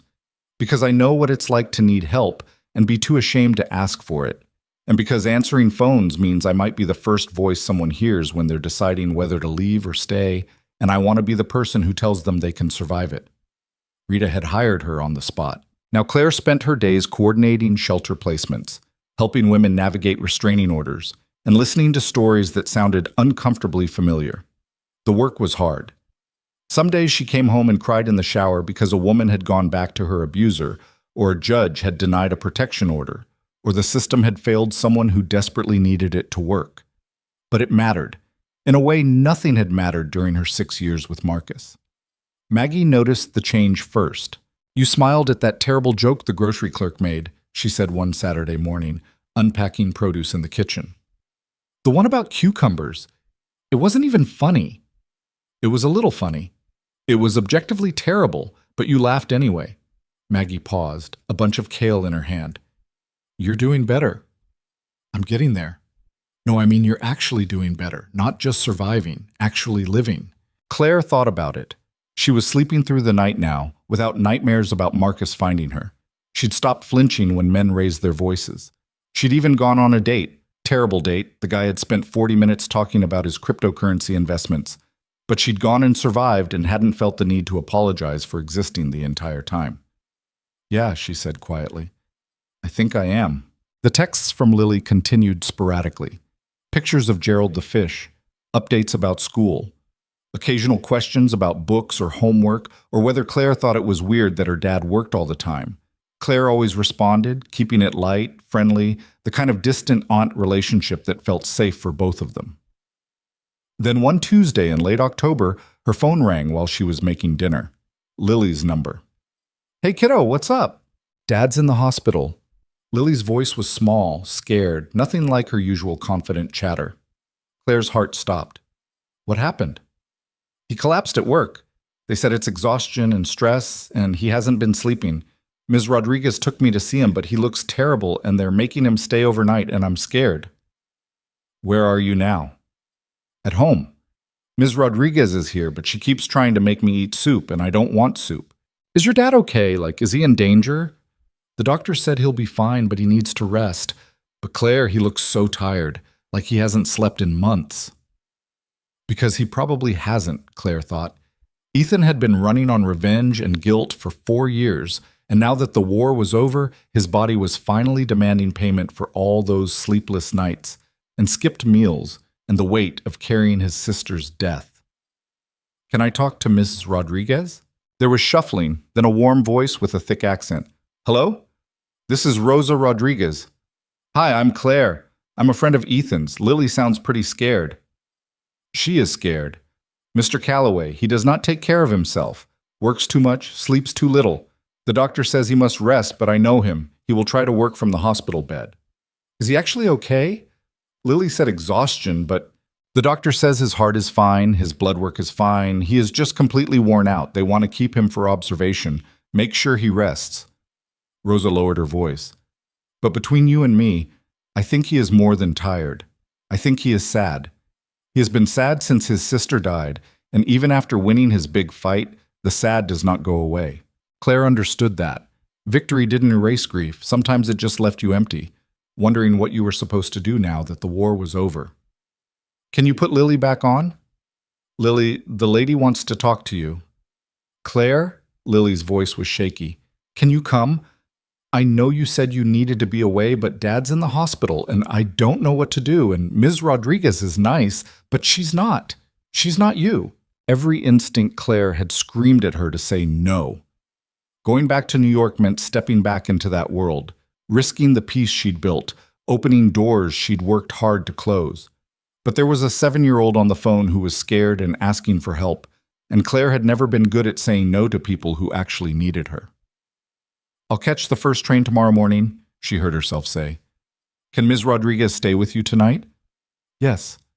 But you're really coming. I'm really coming. After hanging up, Claire sat on the futon for a long time, trying to figure out what she'd just agreed to. Maggie found her there 20 minutes later. You're going back to New York. Just for a few days. Ethan's in the hospital and Lily's scared. And you're going to save them. I'm not saving anyone. I'm just showing up. Claire. Maggie sat down next to her. You know this is going to complicate everything, right? You've spent 3 months building a life here. Going back, I know, but I can't just ignore a kid who's asking for help. Even if helping her means dealing with her father. Even then, Maggie sighed, you're a better person than me. You literally spend your entire life helping people as a social worker. That's different. Those are clients. This is personal. Maggie bumped her shoulder against Claire's. Just be careful, okay? Don't let New York swallow you again. I won't. I'll be back by the weekend. But even as she said it, Claire wasn't entirely sure she believed it. The train ride the next morning felt like traveling backward through time. Connecticut rolled past the windows, then New York appeared on the horizon, and Claire felt the familiar anxiety creeping back, the sense that she was entering territory that belonged to someone else. Rosa met her at Penn Station, a short woman with kind eyes and an expression that suggested she saw right through Claire's casual, this is fine demeanor. Thank you for coming, Rosa said, pulling Claire into a hug before she could protest. Lily has not stopped talking about you since you called. Mr. Calloway does not know you are coming. He is still in the hospital, but I think he will be happy to see you. Or furious that you called me. Maybe both. But Lily needs you, so he can be furious later. They took a cab to the penthouse. The doorman recognized Claire and waved her through without question, which felt both comforting and unsettling, like she'd never really left. Lily was waiting in the living room, still in her school uniform, and when she saw Claire, she burst into tears. Hey, hey! Claire caught her in a hug. It's okay. Your dad's going to be fine. I know, but I was so scared and he looked so tired, and what if he dies like Mom died and then I'll be alone? You're not alone. You have Ms. Rodriguez and your friends, and your dad is not dying. He just needs rest. But what if? No what ifs, not right now. Claire pulled back, looking at Lily's tear-stained face. Have you eaten today? Ms. Rodriguez made me eggs, but I couldn't eat them. Okay, new plan, you, me, and whatever junk food you're not normally allowed to have. We're going to eat feelings until you feel better. Rosa raised an eyebrow. Mr. Calloway does not let her have sugar after 6 p.m. Mr. Calloway is in the hospital and can't enforce his rules. What's Lily's junk food of choice? Ice cream, Lily said immediately. Cookie dough ice cream with chocolate chips. Done. Rosa, you good here or do you need to leave? I can stay until 8. After that, I must go home to my husband. Perfect. I'll take over at 8. They ordered pizza. Apparently that was Claire's solution to everything. And ate cookie dough ice cream straight from the container while watching a movie Lily chose that involved talking animals and life lessons Claire was too tired to absorb. Somewhere around 7:30, Lily fell asleep with her head on Claire's lap, sticky with ice cream and exhausted from crying. She has not slept well since Mr. Calloway went to hospital, Rosa said quietly, cleaning up the pizza boxes. Every night, nightmares. She is afraid to lose him like she lost her mother. Has she talked to anyone? A therapist? Yes, for 2 years now. It helps, but fear is not logical. You cannot therapy away the fear of abandonment when you have already been abandoned by death. Claire looked down at Lily's sleeping face, 7 years old and already carrying so much loss. I should go see Ethan, Claire said. Which hospital? Mount Sinai, but visiting hours are over now. Better to go in the morning. Will you be here? Yes, I arrive at 7 to help Lily get ready for school. After Rosa left, Claire carried Lily to her bedroom. When had this kid gotten so heavy? And tucked her in. The room was exactly as Claire remembered. Books everywhere, drawings taped to the walls. A photo of Sarah on the nightstand, smiling in a way that suggested she'd been laughing when the picture was taken. Claire stood there for a moment, looking at the face of the woman she'd never met, but whose absence shaped this entire family. I don't know what I'm doing here, she whispered to the photograph. But your daughter asked for help, and I couldn't say no. Sarah's frozen smile offered no guidance. Claire slept in the guest room she'd occupied months ago and woke at 6 a.m. to the sound of Lily having a nightmare. She found the little girl tangled in sheets, crying in her sleep, and did what Maggie used to do for her when they were kids. Climbed into bed and held her until the nightmare passed. Lily woke up confused, then relaxed when she realized Claire was there. You stayed. Of course I stayed. People don't always stay. I know, kiddo, but I'm here now. They made breakfast together. Well, Claire made breakfast while Lily provided commentary on everything Claire was doing wrong, according to how her dad made pancakes. He uses vanilla extract. You forgot the vanilla extract. Your dad sounds like a pancake snob. What's a snob? Someone who has opinions about things that don't really matter. Then yeah, he's definitely a pancake snob. Rosa arrived at 7, took one look at Claire and Lily covered in flour, and laughed. You two are a disaster. We're making memories, Claire corrected. After Lily left for school, still worried but less fragile than yesterday, Claire changed into the cleanest clothes she'd packed and headed to Mount Sinai. Ethan was in a private room on the 4th floor, sitting up in bed with his laptop open, despite the very clear doctor's orders on the whiteboard that said, no work. He looked up when Claire walked in and his expression cycled through surprise, confusion, and something that might have been relief before settling on carefully neutral. Claire. Ethan. What are you doing here? Lily called me, said you collapsed and she was scared. So you came from Boston. So I came from Boston. He closed the laptop. You didn't have to do that. I know. But your 7-year-old daughter was terrified and asking for help, so here I am. Claire sat in the chair next to his bed. You look terrible, by the way. The doctor's already told me that several times. Apparently I'm exhausted and need to rest.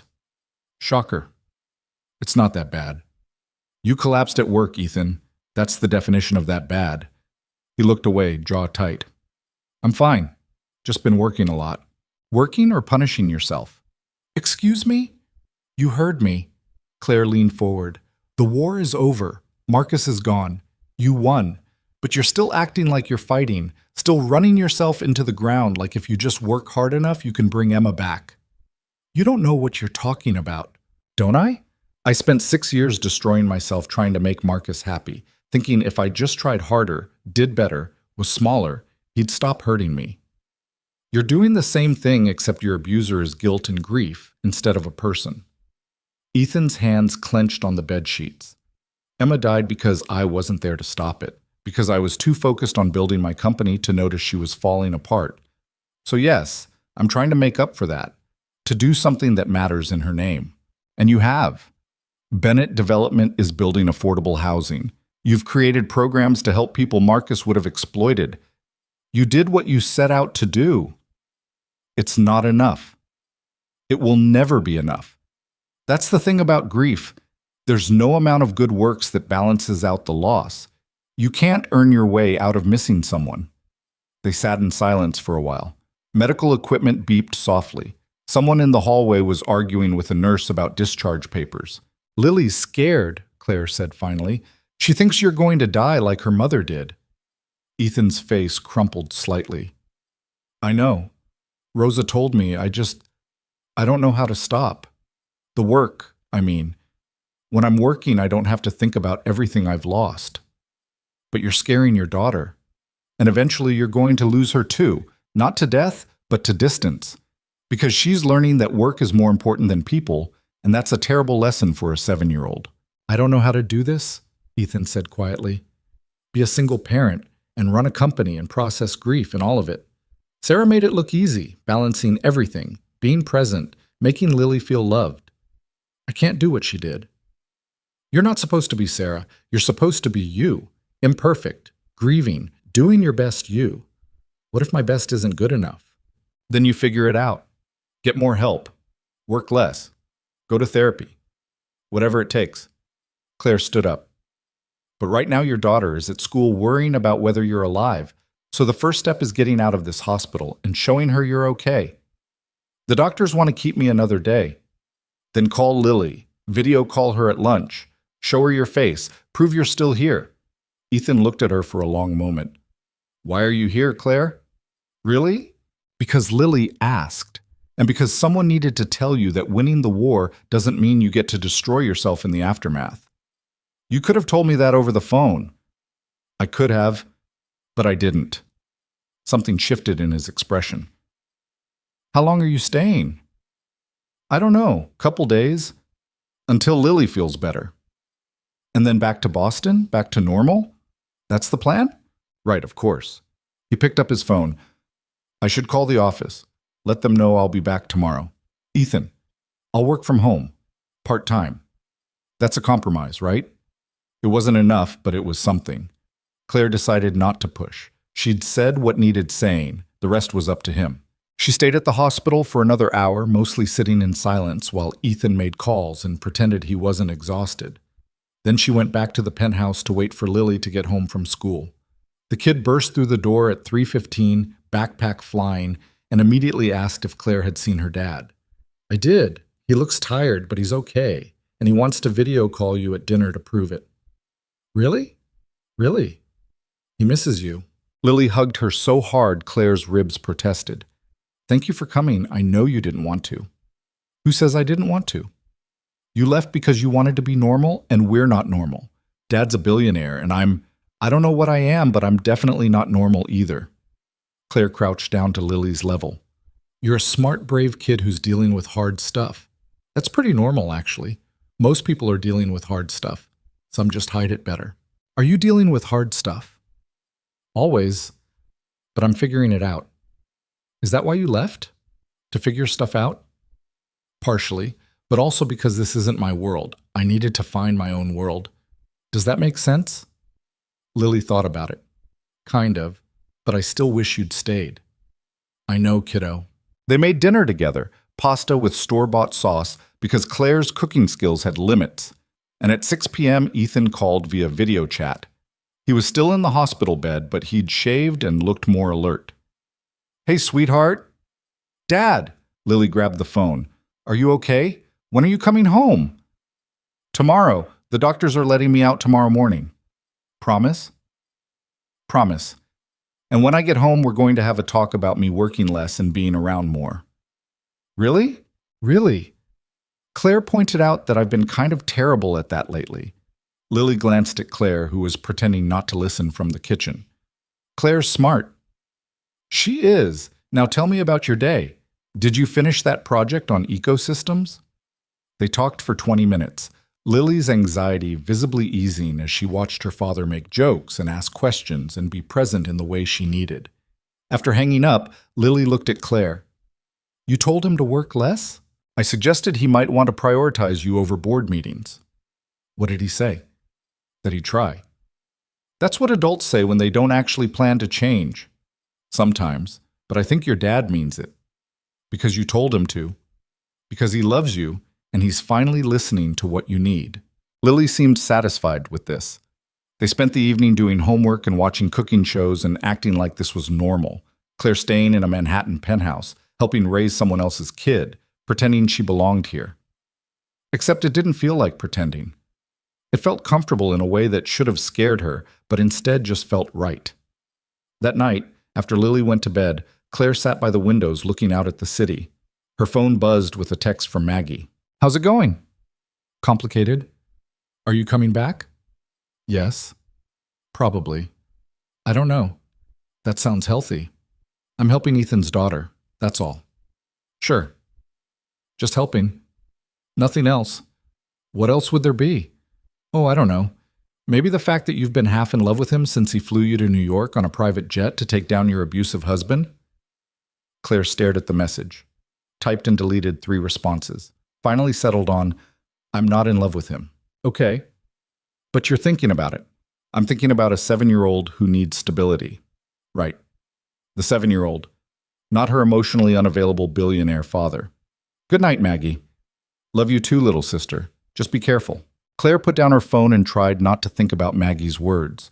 She wasn't falling for Ethan. That would be ridiculous. He was still grieving his wife and sister. She was still recovering from Marcus. They were both disasters held together by stubbornness and unprocessed trauma. Falling for him would be the worst possible decision, which meant she was absolutely not doing that. Definitely not.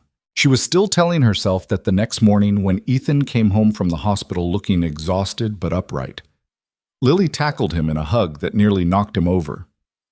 Easy, sweetheart. Still recovering here. You're home. I'm home. He looked over Lily's head at Claire. Thank you for staying with her. Of course.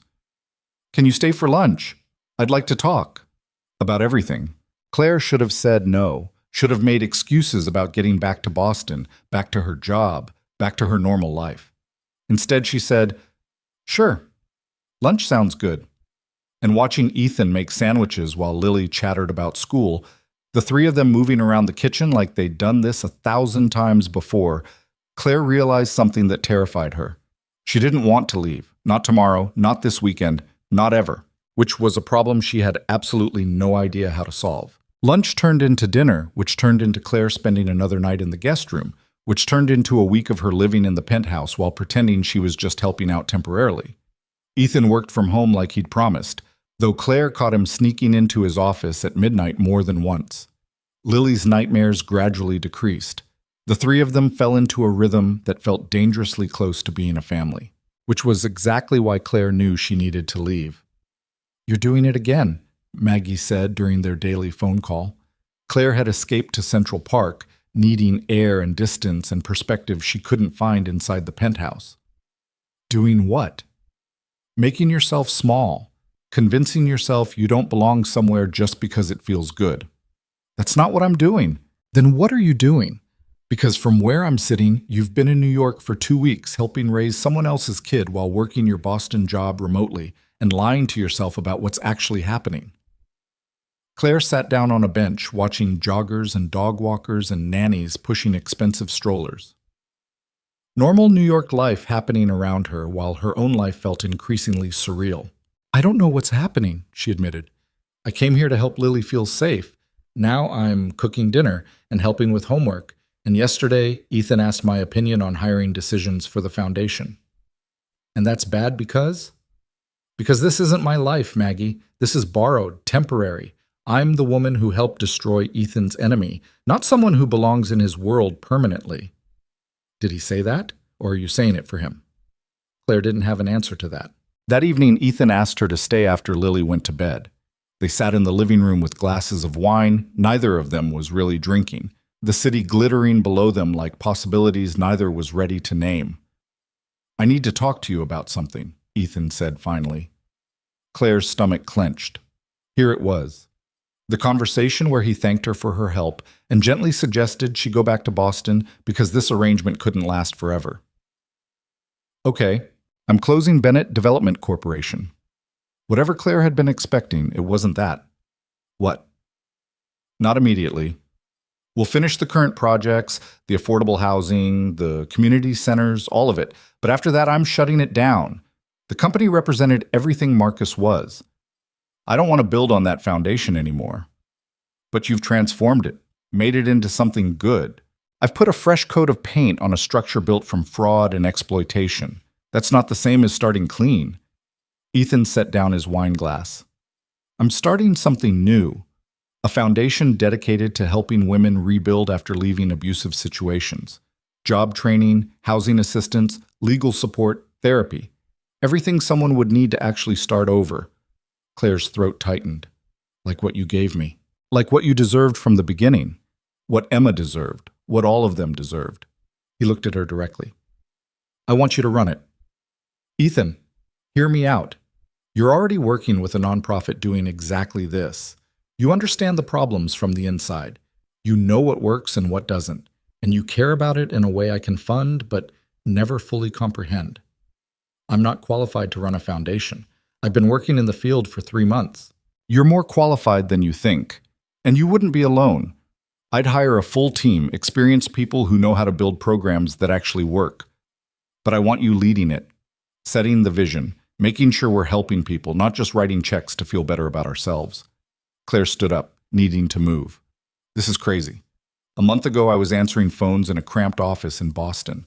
Now you're asking me to run a foundation. I'm asking you to do what you're already good at, just with better resources. Why me? You could hire anyone, someone with credentials, experience, connections, because you survived Marcus Bennett, and instead of running away from other people's pain, you ran toward it, because you see people who are invisible to everyone else, because Lily trusts you, and I trust Lily's judgment more than my own. Ethan stood as well, closing the distance between them. And because I think you're tired of making yourself small to fit into other people's expectations. This is a chance to be as big as you actually are. The words hit Claire like a physical thing. She'd spent 6 years shrinking. Another 3 months convinced she needed to stay small, stay safe, stay in a life that fit neatly into boxes she understood. I need to think about it, she said. Take all the time you need. The offer stands. But Claire barely heard him. Her mind was already spiraling through possibilities and fears and the terrifying question of what happened if she said yes and failed. She called Rita the next morning. You're quitting, Rita said immediately. I haven't decided anything yet, but you're thinking about it. I can hear it in your voice. Rita sighed. What's the offer? Claire explained. The foundation, the resources, the chance to actually help people on a scale she'd never imagined. So why are you calling me instead of saying yes immediately? Because I don't know if I can do it. I'm nobody, Rita. I don't have the background or the experience or... Stop. You think I hired you because of your resume? I hired you because when Sarah Johnson called about leaving her husband and you stayed on the phone with her for 2 hours past your shift talking her through every step, I knew you understood what this work actually means. Rita's voice softened. Claire, you're good at this. Really good. The question isn't, can you do it? It's, are you brave enough to try? After hanging up, Claire sat in the guest room. Her room, she'd started thinking of it, which was its own kind of dangerous, and tried to untangle what she actually wanted from what she thought she should want. She wanted to help people. That part was clear. She wanted to build something meaningful. Also clear. But underneath those wants was something messier, something that had less to do with the foundation and more to do with the man offering it and the little girl down the hall and the way this penthouse had started feeling less like a borrowed space and more like home. That was the part that scared her. Lily found her there an hour later. Miss Rodriguez says you look like you're thinking too hard and need cookies. Claire smiled despite herself. Miss Rodriguez is very wise. She is. She also says you're going to leave soon and that makes Dad sad even though he pretends it doesn't. Lily, it's okay, I get it. You have your own life in Boston. We're not your family. Lily sat on the bed, picking at the comforter. But I wish we were. Is that weird? No, sweetheart, that's not weird at all. Do you wish we were your family? The question was so direct, so honestly asked, that Claire couldn't deflect or soften it. Sometimes, she said truthfully. But families are complicated, and your dad and I, we're still figuring out what we are to each other. Friends? Friends, yeah. Mom used to say that the best relationships start as friendships. That's how she and Dad met. They were friends first for like 2 years before they started dating. Lily looked up, her expression too knowing for a 7-year-old. I think Dad likes you. Likes you. I think your dad is still in love with your mom. He is, but Mom's dead. She's been dead for 4 years. And I think she'd want Dad to be happy again, instead of sad and working all the time. Claire's chest ached. You're very smart, you know that? I know. Everyone tells me that. Usually when they're trying to avoid answering my questions. Lily stood up. Miss Rodriguez really did make cookies, by the way, in case you want some. After she left, Claire sat there thinking about Sarah, the woman in the photographs, The mother who'd made old-fashioned remedies and read books in funny voices. Would she want Ethan to move on? Would she approve of Claire, the broken woman her husband had saved and who'd somehow stumbled into loving her daughter? The thought stopped Claire cold. Loving her daughter. When had that happened? When had Lily stopped being Ethan's kid she was helping temporarily and become this person Claire couldn't imagine not having in her life? The realization terrified her. She found Ethan in his office that night after Lily was asleep.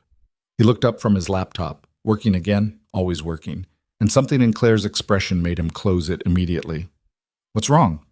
I'm scared. Of what? Of saying yes to the foundation and failing, of staying here and getting too comfortable, of caring about you and Lily and then losing you like I've lost everything else that mattered. The words tumbled out, unfiltered. I'm scared that I'm replacing one kind of dependency with another, that instead of needing Marcus's approval, I'll need yours, that I'll make myself small again without even realizing it. Ethan came around the desk, leaning against it, giving her space but staying close enough to matter. Those are all valid fears. That's it? That's all you're going to say? What do you want me to say? That the fears are irrational? They're not. Trauma doesn't just disappear because you escape the situation that caused it. You'll probably carry pieces of what Marcus did to you for the rest of your life. That's not comforting. I'm not trying to comfort you. I'm trying to be honest. He crossed his arms. You want to know what I'm scared of? I'm scared that I'm using you to fill the Sarah-shaped hole in my life. That I'm asking you to run this foundation because I need you here, not because it's actually the right choice for you. That Lily's getting attached to someone who might leave and I'm letting it happen because I'm selfish and lonely and tired of doing this alone. Ethan. So yeah, we're both scared, both broken in different ways, both trying to build something good from the wreckage of our worst experiences. The question is whether we're brave enough to try anyway. Claire looked at him, really looked, at the exhaustion he wore like a second skin, the grief he'd been carrying for 4 years, the way he was trying so hard to be what Lily needed while falling apart himself. He was a mess. She was a mess. Together they were an absolute disaster.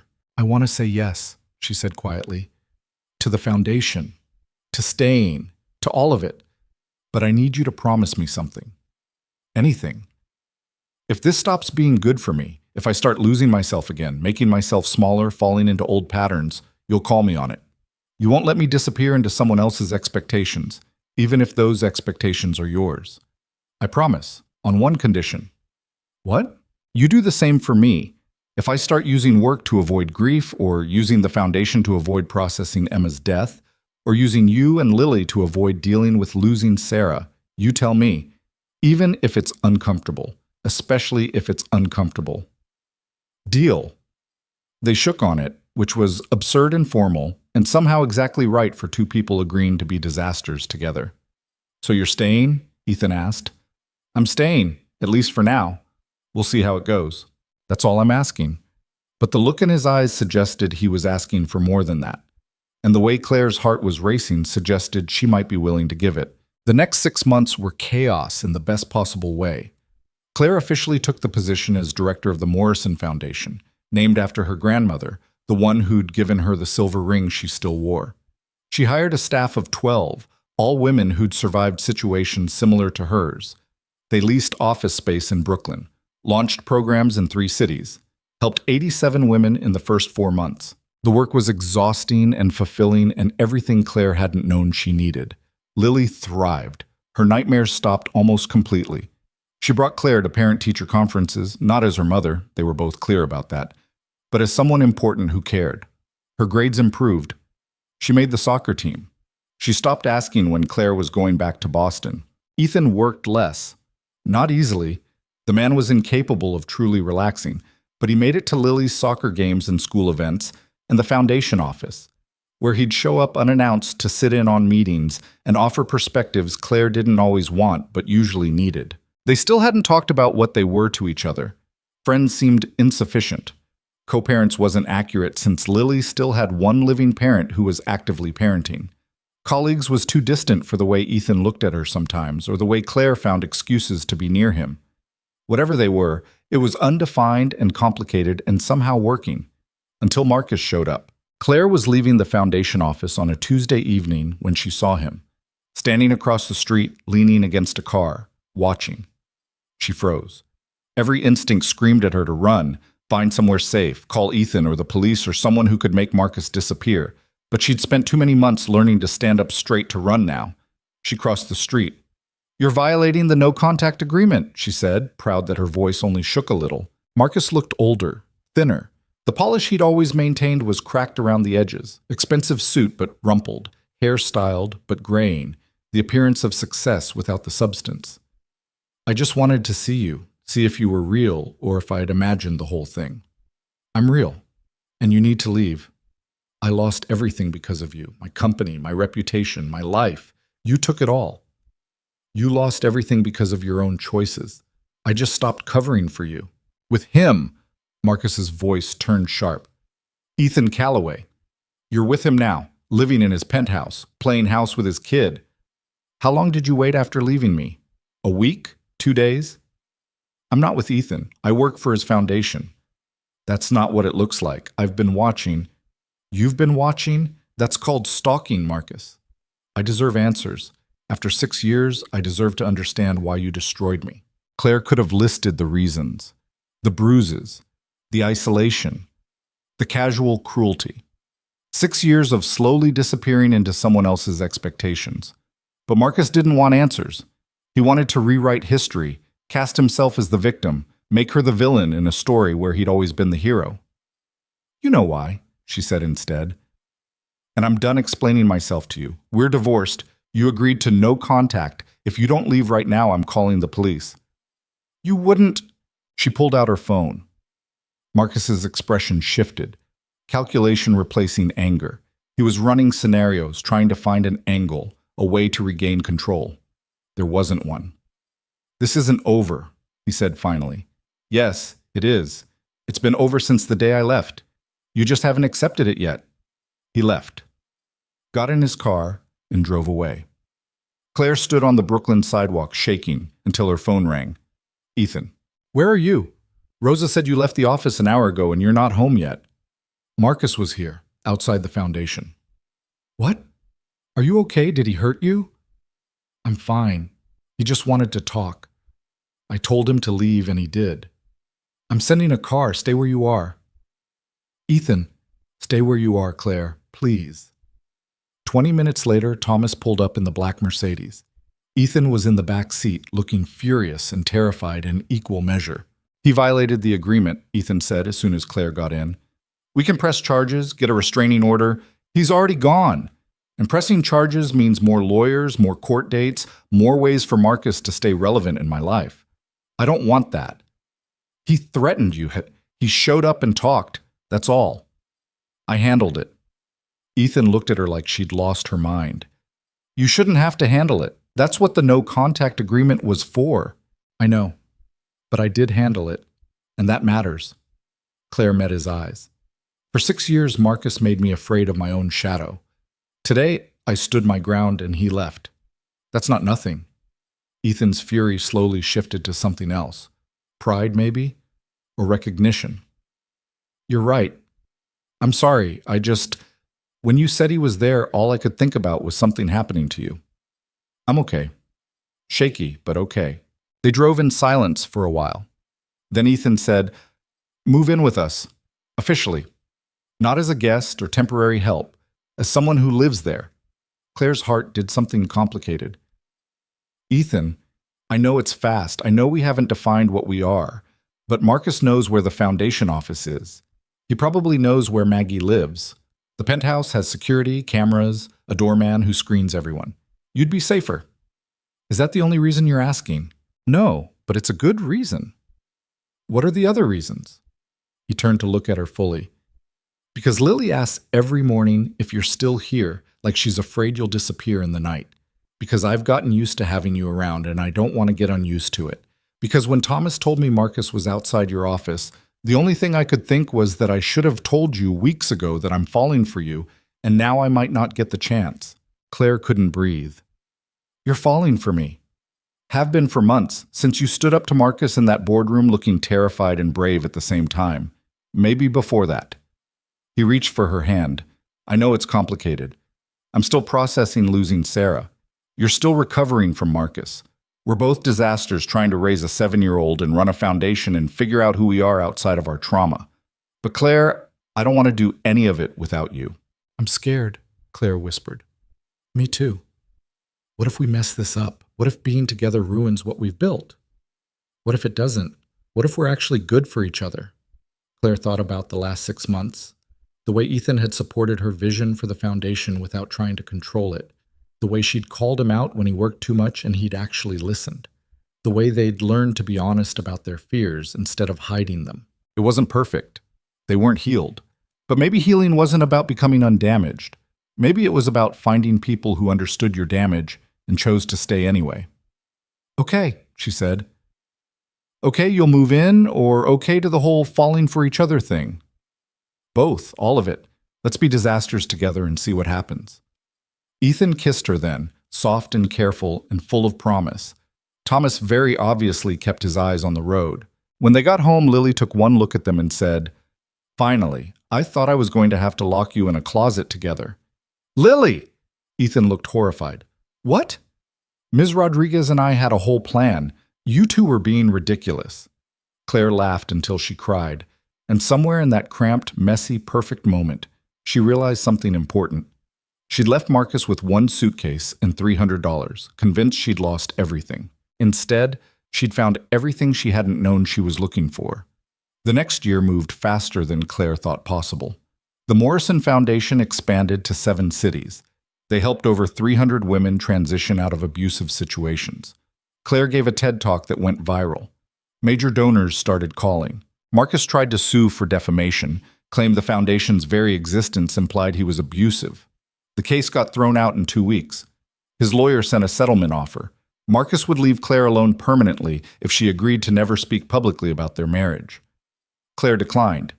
She didn't plan to talk about Marcus specifically, but she refused to be silenced about her own experience. He didn't contact her again. Lily turned 8, made the honor roll, started calling Claire by her first name instead of Dad's friend Claire. They never discussed the shift. It just happened naturally, the way all the important changes in their strange little family seemed to happen. Ethan and Claire moved slowly, carefully, 2 people who'd both been broken learning to trust something good. They went on actual dates, restaurants where they talked about anything but work, walks through Central Park, a weekend trip to Boston where Maggie grilled Ethan about his intentions and decided he was acceptable but still not good enough for her sister.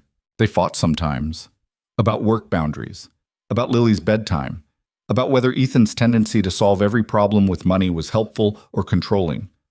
They fought and made up and learned that conflict didn't mean abandonment. 15 months after Claire had first walked into Ethan's jet, unsure whether she was heading toward salvation or disaster, they got married in a small ceremony in Central Park. Lily was the flower girl. Maggie was the maid of honor. Rosa cried through the entire thing. Sarah's photo sat on a table near the front. Not forgotten, just no longer the only story. Emma's too. Claire kept her name. Morrison, not Bennett, not Calloway, just herself. The foundation grew. They opened a shelter in Emma's name, funded legal advocacy programs, created job training initiatives, helped women Claire would never meet rebuild lives that had been destroyed. Marcus faded into obscurity. Last she heard, he'd moved to California, started a small consulting firm, still trying to rebuild his empire, but smaller now, quieter, no longer capable of destroying lives the way he once had. Sometimes Claire wondered if he'd learned anything. Probably not. People like Marcus rarely did, but that wasn't her problem anymore. 3 years after leaving Connecticut with one suitcase, Claire stood in the foundation office looking at the wall of photographs. Women they'd helped, lives they'd changed, faces that represented second chances and new beginnings. Lily came to the office after school now sometimes, doing homework in Claire's office, asking questions about the work, absorbing the idea that helping people was important. Ethan had finally learned to leave work at work. Mostly. He still snuck into his office late at night sometimes, but now Claire just joined him, bringing coffee and forcing him to take breaks. They weren't perfect, still had bad days, still fought their respective demons, but they fought them together, which made all the difference. One evening, after Lily was asleep, Claire and Ethan sat by the windows looking out at the city that had witnessed both their worst moments and their healing. "Do you ever regret it?" Ethan asked. "Leaving Marcus, coming here, all of it?" "Never. You?" "Never." He pulled her closer. "I spent 4 years planning revenge. Thought destroying Marcus would make me feel better about losing Emma. But it didn't. You know what did?" "What?" "Building something that would have made her proud.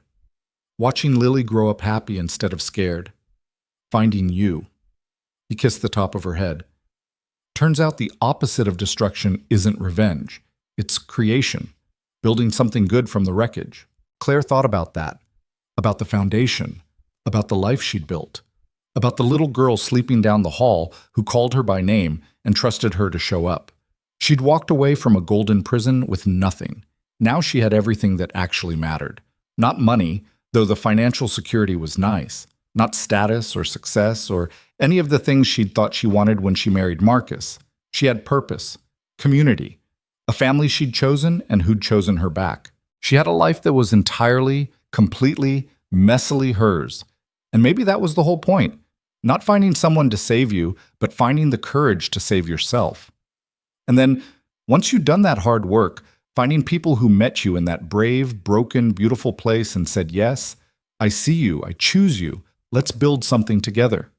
"I love you," she said to Ethan. "I love you too." Simple words, but they meant something different now than they had in her marriage to Marcus. Then, love had been about obligation, performance, making yourself smaller to fit into someone else's needs. Now love was about showing up honestly, being seen completely, choosing each other not despite the brokenness, but because of the understanding that came from it. Lily wandered out around midnight, half asleep, claiming she'd had a bad dream. Claire and Ethan made room on the couch. They sat there, the three of them, watching the city lights until Lily fell back asleep between them. This was Claire's life now. Imperfect, complicated, built from the ruins of everything she'd thought she wanted. And it was more than she'd ever dreamed of having. She'd left a mansion in Connecticut to live in a tiny apartment in Boston, then moved to a penthouse in Manhattan. But the real journey hadn't been geographic. It had been internal. From the woman who'd covered bruises with expensive makeup to the woman who built shelters for others like her. From someone who made herself invisible to someone who took up space unapologetically. The girl who'd run from a golden prison had become a woman who built escapes for others. The billionaire who'd sought revenge for his sister had found peace by honoring her memory with action instead of anger. And a lonely little girl who'd lost her mother had gained a family that chose her every single day. None of it was perfect. Perfect was a lie sold to people who didn't understand that real life was messy and hard and required showing up even when you wanted to hide. But it was real and honest and theirs. And as dawn painted the Manhattan skyline gold and Claire sat between the man she loved and the child she'd grown to love as her own, she realized something profound. Her old life hadn't been the end of her story. It had been the beginning of the life she was always meant to live. A life where she wasn't Mrs. Anyone, where she wasn't hiding or performing or shrinking, just Claire, building, creating, loving, surviving, and then thriving. And that was more than enough. It was everything.